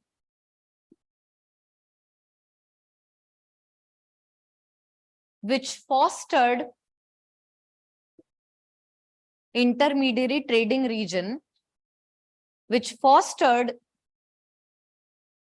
long distance trade from this area.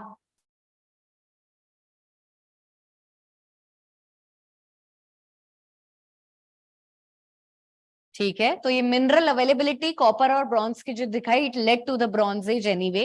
More over these areas had served as intermediate areas fostering long distance trade, as in जैसे हम अफगानिस्तान से लैपिस लजूली वगैरह लेकर आते थे. Again students multiple examples है यहाँ पे, 1 घंटे का डिस्कशन नहीं कर सकते हैं हम लोग, तो थोड़ा सा प्रोसीड करेंगे. ओके, सेकंड हेडिंग देंगे central plus east.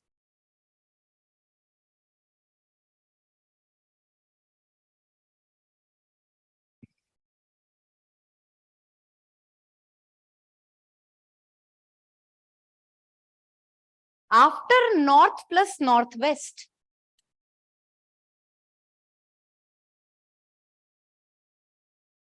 the area of Gangetic Doab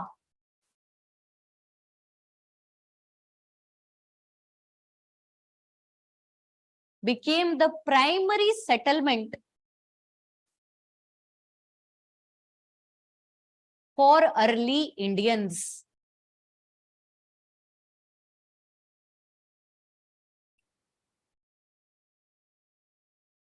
This was fostered by the availability of rich iron ore deposits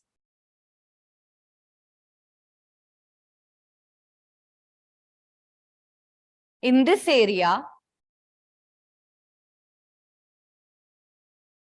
that led to settlements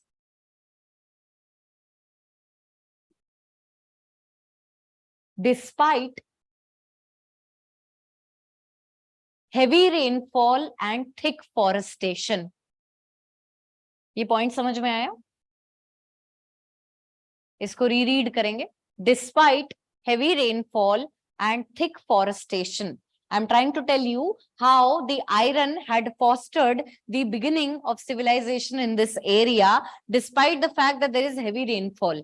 ये बात मैंने आप लोगों को क्लास में भी कई बार बताई है students, that when we move towards north to east, the rainfall pattern changes. We have more rainfall when we are proceeding towards the eastern direction.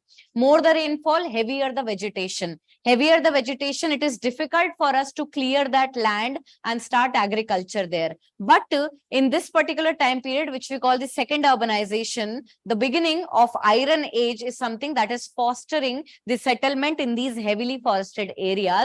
क्योंकि अब हमने iron tool बनाए हैं पहले तो, जो इसको clear कर रहे हैं, फिर iron plow बनाया है जो इस hard but fertile soil को till करने में help कर रहा है. ठीक है, तो सबसे पहली चीज सेंट्रल और ईस्ट में तो अगर आनी चाहिए तो इसके अलावा कुछ और आनी ही नहीं चाहिए. That is the beginning of iron age in this particular area. Apart from that, students, you can also talk about the presence of rivers, the presence of multiple rivers, the presence of multiple rivers in this area, in these areas, the presence of multiple rivers in these areas led to creation of big cities such as Patliputra, Varanasi, etc. The presence of these rivers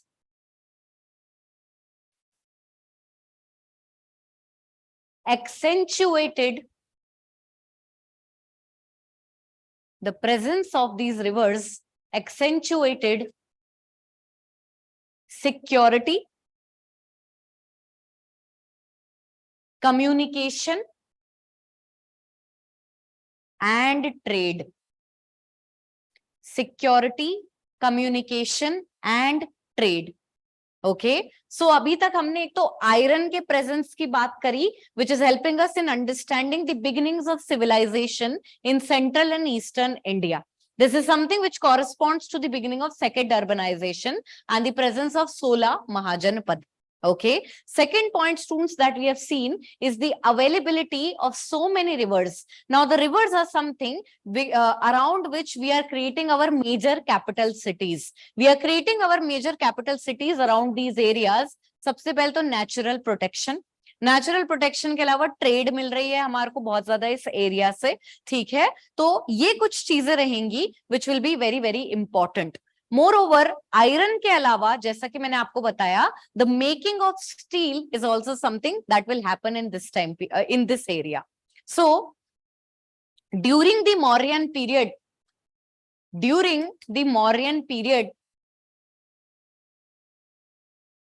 steel production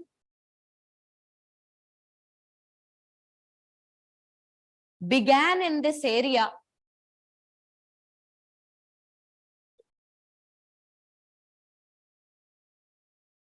That gradually led to rise of kingdoms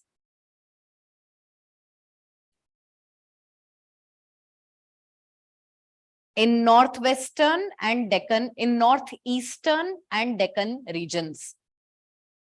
In northeastern and Deccan regions. आप लोगों ने causes for the decline of Mauryan Empire पढ़े होंगे. उनके अंदर एक बात लिखी थी, spread of knowledge to other areas.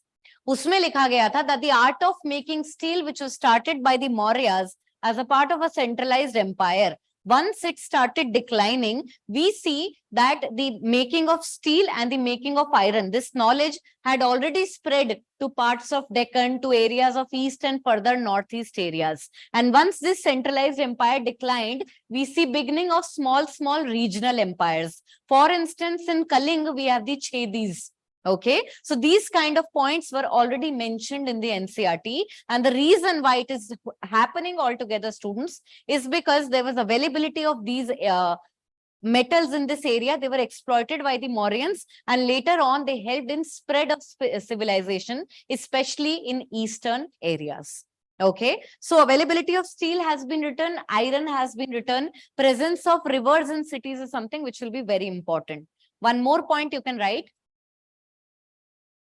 The presence of elephants, especially in eastern India, the presence of elephants, especially in eastern India,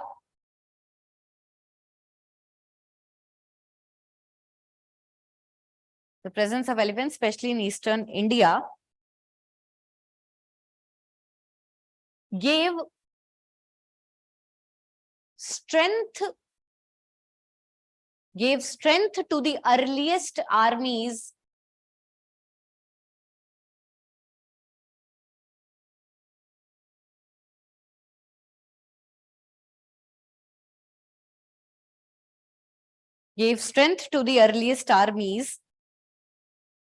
that helped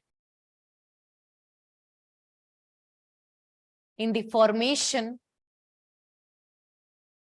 of the earliest, strongest, centralized empires. Bracket में क्या लिखेंगे? Magad Mauryas.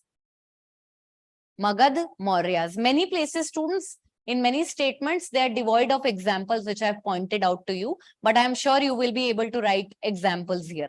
Okay, तो जैसे मैंने मगध और मौर्यास बता दिया, किन्हीं पॉइंट्स में जहां मैंने आपको एग्जांपल नहीं लिखवाए हो, आप लोग उनको सेल्फ एनालिसिस से कवर कर लेना. Okay, so multiple points written with respect to central and east. Let's proceed further. Give a heading of Deccan plus Deep South. The idea of incorporating this question in today's class, students, was that when you will see the model answers, आपके दिमाग में छप जाएगा वो chapter number 3 का summary. ठीक है, but I wanted to tell you that there are more ways to answer this, because genuinely हम लोग क्या chapter number 3 skip करते हैं जब हम NCERT पढ़ते हैं. To be honest, मुझे नहीं लगता ज्यादातर students ने बहुत focus से इस chapter को पढ़ा होगा. ठीक है, so that is why I am saying कि अगर तुम नहीं भी पढ़ रहे इस चैप्टर को तो भी आंसर करना बहुत आसान है इस क्वेश्चन को. I am giving an alternate perspective. Don't get stuck with what your mentors are telling you. Try and go beyond that. Challenge it altogether. ठीक है? तो यहाँ पर थर्ड पॉइंट लिखो आप, Deccan plus deep south.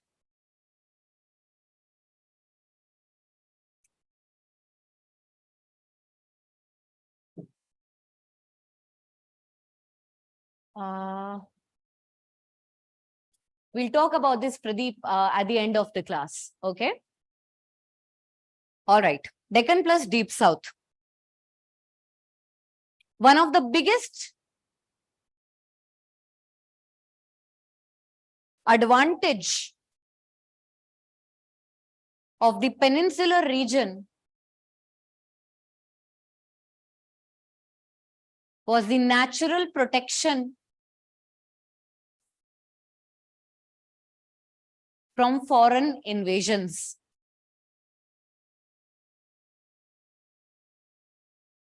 Moreover,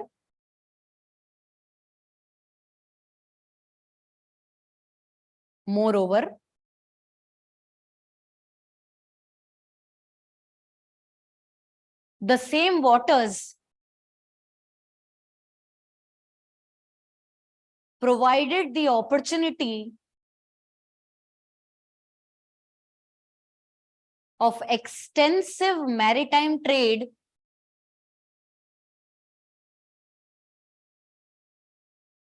which gave ancient India its deserved glory. Which gave ancient India its deserved glory.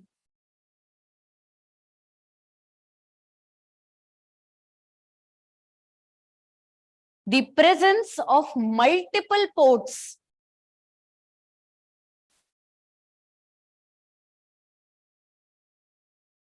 such as, you can write any of these, Arikamedu, Puhar, Tamralipti, not Tamralipti, you can write this one, Muziris, etc. The presence of multiple ports, write any few examples, students.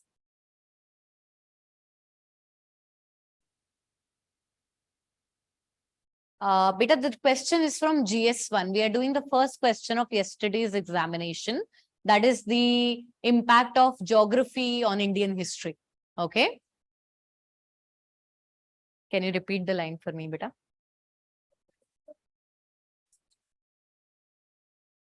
ठीक है. Attest the flourishing maritime trade in ancient India. So basically, this peninsular region is a boon altogether. It's a natural protection from foreign invasions.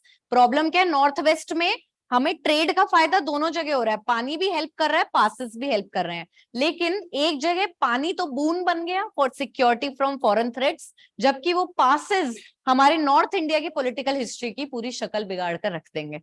ठीक है. We have seen that North India has been bound by multiple invasions. In South India, for that matter, you can say that continuity of practices is even stronger because their traditional systems were not threatened by multiple political invasions or threats that North Indians had faced. ये भी तो geography का ही role है. ठीक है. It is one of the major geographical roles that why North India's shape is quite different in comparison to South Indian practices. All right. So one thing, students, that we have written, of course, is pertaining to the geography, the peninsular region, safety and trading practices. Apart from that, students, let's talk about the n number of resources that are found in South India, especially the spices that made South India and being very, very popular at that point of time. ठीक है? The plethora of natural resources, minerals,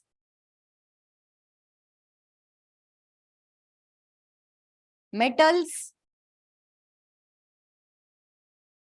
and food products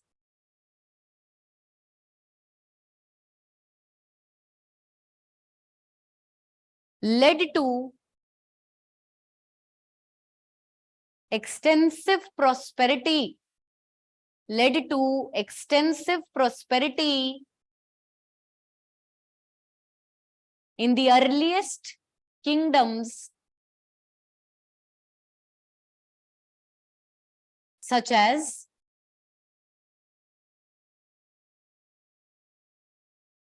Cholas Cheras Pandyas. Okay, such as Cholas Cheras Pandyas. You can also quote Pliny here. It will be good, in fact, if you quote Pliny. Pliny is simply telling you that how the spice trade is something that is draining the gold out of Rome. And this is a geographical factor, students, because black pepper is readily available in that area. Okay, you can बस यहाँ bracket में लिख लो quote Pliny. Quote Pliny. Pliny. ठीक है? So 3 lines, students, we have majorly taken in order to assess the areas, that how, if there are mountains, if there are forests, if there are rivers, or if there is availability of ocean, how will it impact the trade practices? How will it impact the political situation of the country? And how it will impact the technological developments? These 3 become the very essential basis for the formation of civilizations in ancient Indian period. Moreover, a separate point with respect to the divide of Indo-Aryan and Dravidian languages can also be mentioned here. Okay. I will do one more question with you, but I'll do it a little bit quicker. Okay. हमारे पास में idea क्या चल रहा है? Now, the plan is to cover 4 questions in the class, which I told you in the last class also. But that does not foster a lot of communication, because in order to complete 4 questions, students, I will have to just write down the question. I will not be giving you those 5 minutes to think, and I will simply start narrating the answer. But isn't it something wherein I can just print the answer and give it to you? Yes. So I don't know. I would like to ask my students only in that context. If we go through this method, I will never be able to do 4 questions in the class. That is for sure. Okay. But if we go through that method, then there will be no communication altogether. Have a discussion and let me know what suits you altogether. Even I was in 2 minds today that let me take those already created answers in my hands. Even I will be bound with that content and I will not have conversation with you. I will simply tell you, ये answer लिख लो, मैं घर से बना के लाई हूँ. ठीक है, वो बहुत आसान हो जाएगा मेरे लिए भी. मैं भी आपके साथ यहाँ खड़े खड़े brainstorming नहीं करूंगी. What I do is I equally come raw, just like you guys, so that we can have a conversation all together. So you have a discussion among yourself, because I really don't want it to go into a very routine and boring method.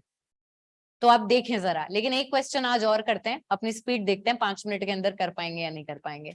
I wanted to discuss with you guys one question pertaining to Jainism and Buddhism and one question pertaining to Ashok's Dhamma.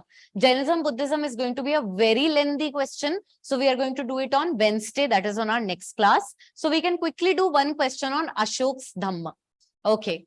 Most of the students online are also saying current way is fine. However, at the end of it, I don't want my students to say, ma'am, आपने तो हमें 15 ही question कराए total classes के अंदर. करवाने को मैं आपको 50 भी करवा सकती हूँ. ठीक है, but the idea is that I'll just come with printed answers and I'll read it for you guys so that you can write it. Do have a conversation, and ऐसा कोई जबरदस्ती नहीं. I'm not trying to put my opinion on you guys. You think about it and let me know whether you want some more questions at the end of it. Yes, we have that divide. Literature as in, आप देखेंगे कि जैसे संस्कृत है, it had a barrier earlier and it was stuck altogether with respect to North India. ठीक है? After the spread of civilization in Deccan and Deep South, which is fostered by the iron technology that the North Indians are going to kind of also help in spreading in South India, especially in Deccan, that will lead to emergence of these civilizations in South India. Then they will be influenced by the Brahmanical culture, which will lead to Sanskrit traveling towards South India. तो ये बहुत बड़ा connection है, इसलिए मैंने इसको लिखवाया भी नहीं आपको. बट आप इसको मैनिपुलेट करके डेफिनेटली लिख सकते हैं. इनफैक्ट मल्टीपल सैंपल आंसर्स में आपको मिलेगा ये वाला ऑप्शन. ओके, चलिए अभी के लिए एक पॉइंट लिखेंगे, क्वेश्चन लिखेंगे फटाफट. Discuss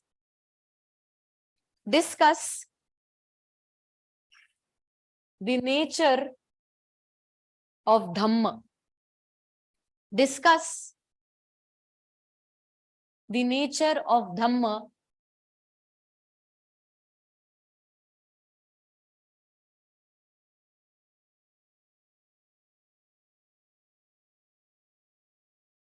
discuss the nature of Ashok's Dhamma. That's it. Discuss the nature of Ashok's Dhamma.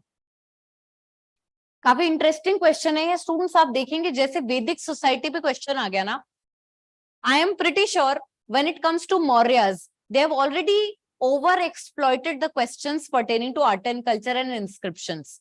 Now, the only questions which can be squeezed out of Mauryas are pertaining to political history and policies of Ashok. We have not yet encountered the questions on Ashokan policies for a very long time. Hence, I personally feel you should definitely have some information with respect to the nature of Ashok's Dhamma. Second aspect of this can be, how is it different from Buddhist Dhamma? How is it different from Buddhist Dhamma? Very good, Nikita. Dhamma was a political philosophy. Ashok's Dhamma was a political philosophy. Whereas when we talk about Buddhist Dhamma, it is a philosophy on how to attain moksha or nirvana. Religious philosophy का aim एक होता है, मृत्यु के time पे क्या हमारे को मुक्ति मिलेगी या नहीं मिलेगी. ठीक है, पूरा रास्ता इसी के लिए बताया जाता है, अष्टांगिक मार्ग और the eightfold path along with the madhyam marg. Why are these preached by Buddha? What is this Buddhist philosophy of Dhamma? The main goal is to attain salvation. Whereas when you talk about the philosophy of Ashok, it is a political philosophy aiming at creating cultural homogeneity. It has traces of modern day democracy, students, wherein in Rock Edict number 13, Ashok had claimed that I tried to create cultural homogeneity by putting in uniform civil code on the people. Imagine the seeds so early laid down with respect to creating a secular empire while patronizing and respecting all the religions. Hence, the nature of Ashok Dhamma is very different and it should be consumed altogether as a different kind of question. Can I give you the answer straight up for this one? Look at it. We'll have a discussion tomorrow. ठीक है, लिखेंगे. Unlike Buddhist Dhamma,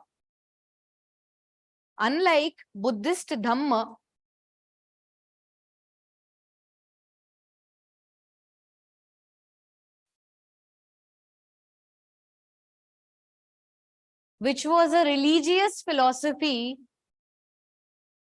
unlike Buddhist Dhamma, which was a religious philosophy, Ashok's Dhamma philosophy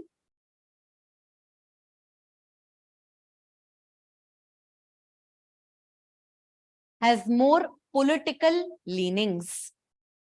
Ashok's Dhamma philosophy has more political leanings.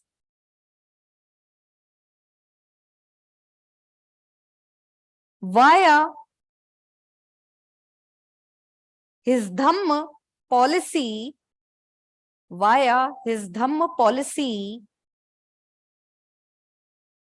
Ashok tried to create cultural homogeneity.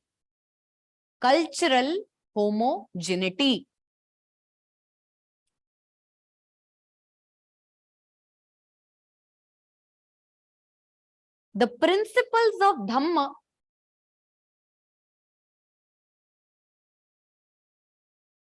were in fact formulated to accommodate aspirations of people belonging to different sect, different religions or different sect. ठीक है, paragraph change कर लो. Paragraph change कर लेंगे। Ashoks dhamma policy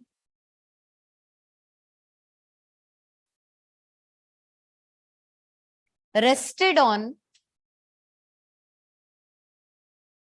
twin pillars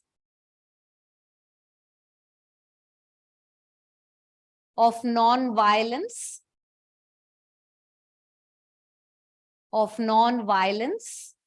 and mutual respect. So some students who have studied with me in ancient India may have these points in their mind anyway. It is something which I am making the others write also. You can use your notes, the ones who had taken my classes. Okay, so it rests on the basis of twin pillars, which is non-violence and mutual respect. इस context में students आप लिखेंगे Rock Edict 2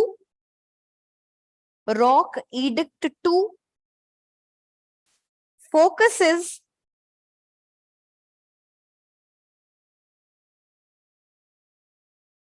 Rock Edict 2 मत लिखो, आप 13 लिखो. Rock Edict 13. I hope students you know that there is repetition of content in the Rock Edicts. ठीक है, तो Rock Edict 13 लिखो आप. Rock Edict 13 testifies against war.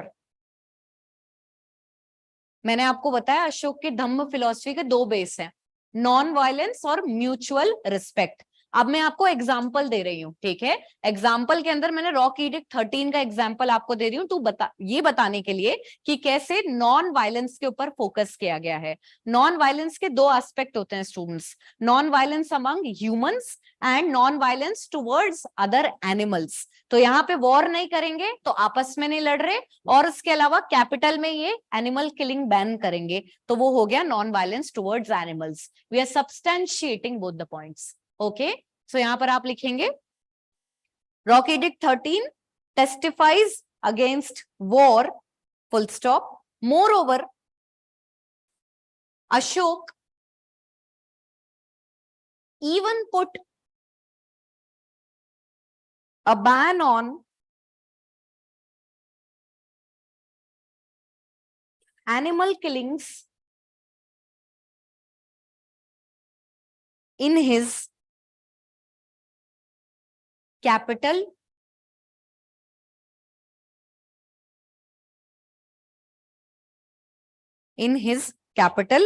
and other areas of empire. Capital में कंप्लीट बैन लगा दिया था, other areas में पार्शियल बैन लगा दिया था. ओके, एनिमल किलिंग के ऊपर.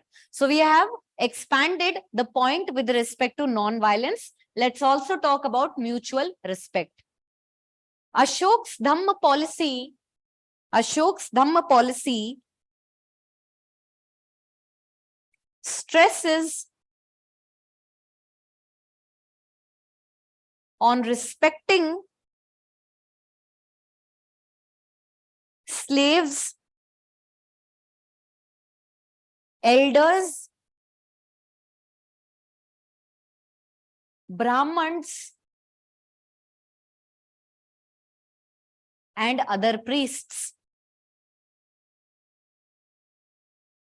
पुअर भी लिख लेंगे इसमें, स्लेव्स, पुअर और नीडी जो हो गए आपके, ठीक है, एल्डरली पीपल एंड ब्राह्मण्स. ये बात फोकस से लिखना आप.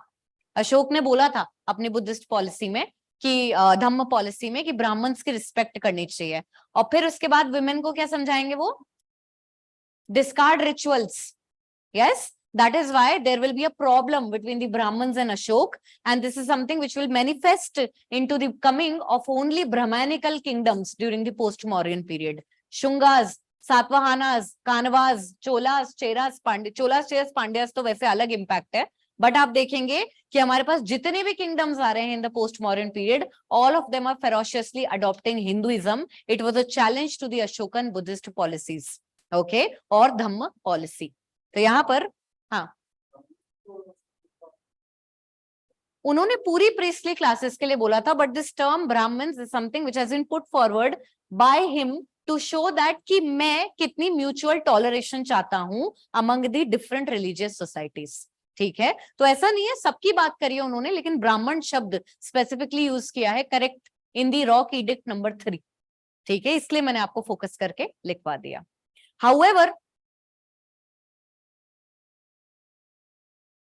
Ashok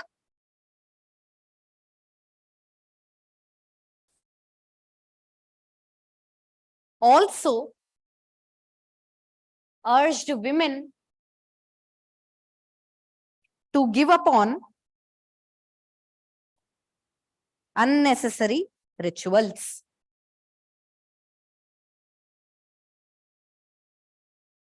तो म्यूचुअल रिस्पेक्ट और नॉन वायलेंस को मैंने आपको थोड़ा सा बढ़ा के बताया कि क्या फोकस किया गया था. इसके अलावा स्टूडेंट्स आप लोग एक लाइन और लिखेंगे. The dhamma policy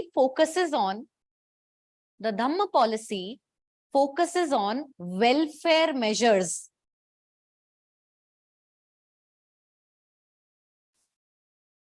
to be adopted by citizens. Technically students अगर आप देखें तो अशोक ने सिटीजन्स को उनकी ड्यूटीज भी बताई हैं. सिर्फ राइट्स नहीं बताया उनको, उनकी ड्यूटीज भी बता रहे हैं वो. और ड्यूटीज के अंदर वो उन्हें कह रहे हैं कि आप जो है वेलफेयर मेजर्स की तरफ काम करें, such as digging of wells and plantation of trees.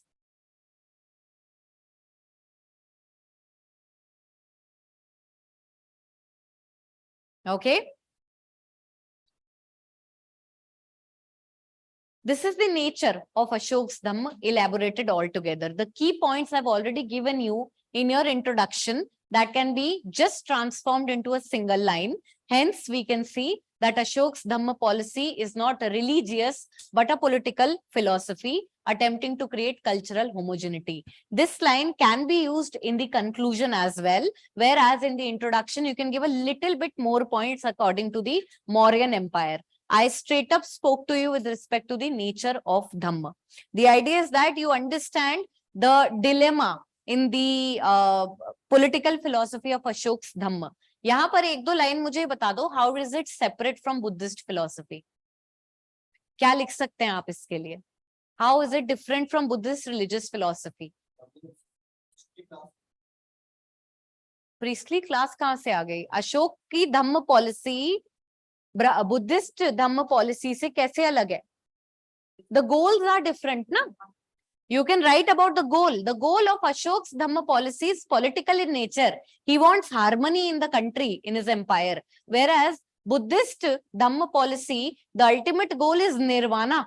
It's a religious philosophy applicable to every supporter. But Ashok's Buddhist policy has to be applicable on the citizens of his empire. ये कुछ points है, मैं आपको कल लिखवाती हूँ because we have exceeded a lot. It's 5:40. Yes.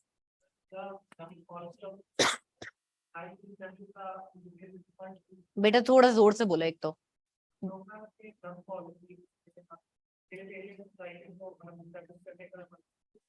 Egalitarian in the sense of being, आप secular बोल सकते हो. He was trying to make a secular setup altogether. ठीक है, लेकिन इस सेकुलर सेटअप के अंदर वो खुद भी बहुत ओपनली बुद्धिज्म को सपोर्ट करते थे. Egalitarianism in the society is something that can be put forward with respect to economic distribution of resources. Hence using this term might not be a good one, क्योंकि religions के अंदर कोई ऊपर नीचे थोड़ी होता है कि ब्राह्मणिकल रिलीजन नंबर 1 है, नंबर 2 बुद्धिज्म है. हम तो यहाँ पे हर रिलीजियस कम्युनिटी को कोऑपरेट करने को बोल रहे हैं. That is not egalitarianism. Egalitarianism is equal distribution of resources. So I don't think it will be a correct way to explain, beta. Yes.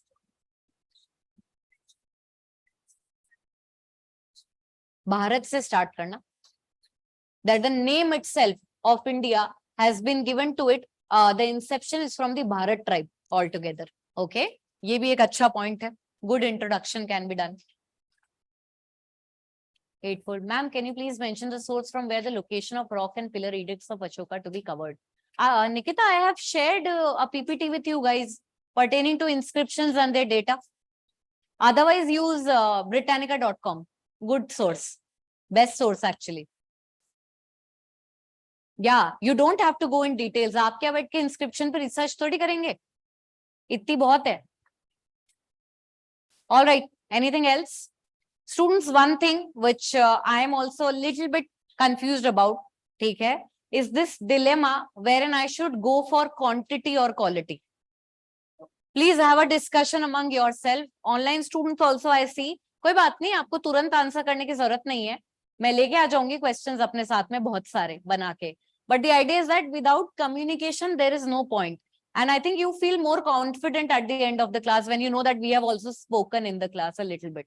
So have a discussion. Next class ke liye I will keep 5-6 questions in my hand. Okay? And you let me know what should be the trajectory of it. By the way, you will prepare for Jainism and Buddhism.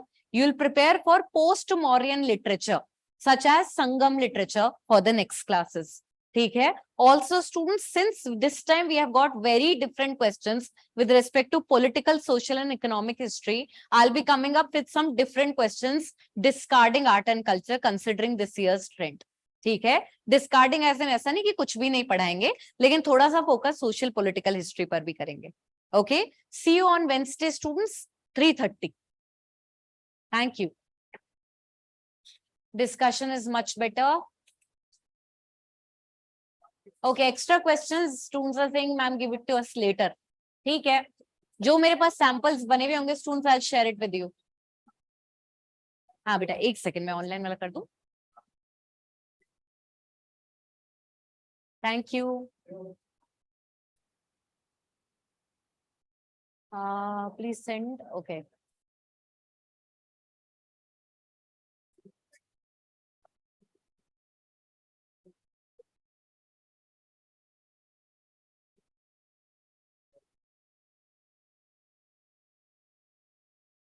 Can we have a mixture of these two processes? I wish, Nikita. I think the balance would be very difficult.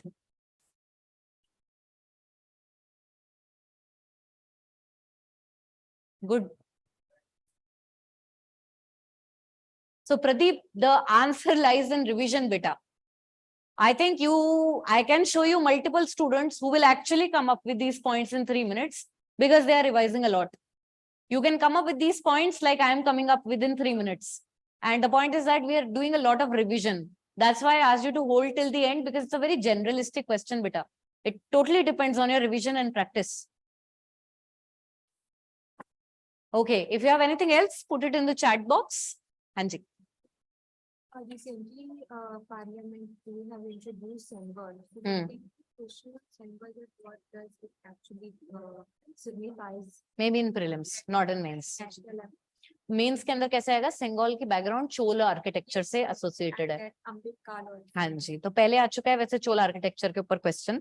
Prelims के अंदर थोड़ी relevance आ सकती है statement based question की. ठीक है, और अभी आप तो GS1 का पेपर तो हो ही गया, तो क्वेश्चन तो नहीं आया उसके ऊपर. ठीक है, तो की थीम्स के ऊपर फोकस करो. बाकी कुछ ना कुछ होता ही रहता है हर साल. हिस्ट्री में मैनिपुलेशन करनी आनी चाहिए. ठीक है, सो इम्प्रॉम्प्टू बनने की कोशिश करेंगे हम लोग. Okay. This question is very beneficial because it makes us mandatory to memorize things. Definitely, these questions, especially which have come this year in GS1 examination, I think these are amazing questions, and you guys will benefit a lot from such kind of questions instead of a stuck question altogether. For instance, एक आया है close-ended question, Rabindranath Tagore और महात्मा गांधी की ideology वाला. फंस गए बच्चे वहां पर. इससे तो बहुत अच्छा है ज्योग्राफी वाला क्वेश्चन था. So many points we can write here. You can do that. You can give us question at the last. At the last, some extra questions I can. Okay, and then you guys can share your sample answers on Telegram with me also, so I can individually provide you some. ठीक है बेटा. Thank you. All right, students. Thank you. Nikita, my notes of colonial India have been shared. Check again.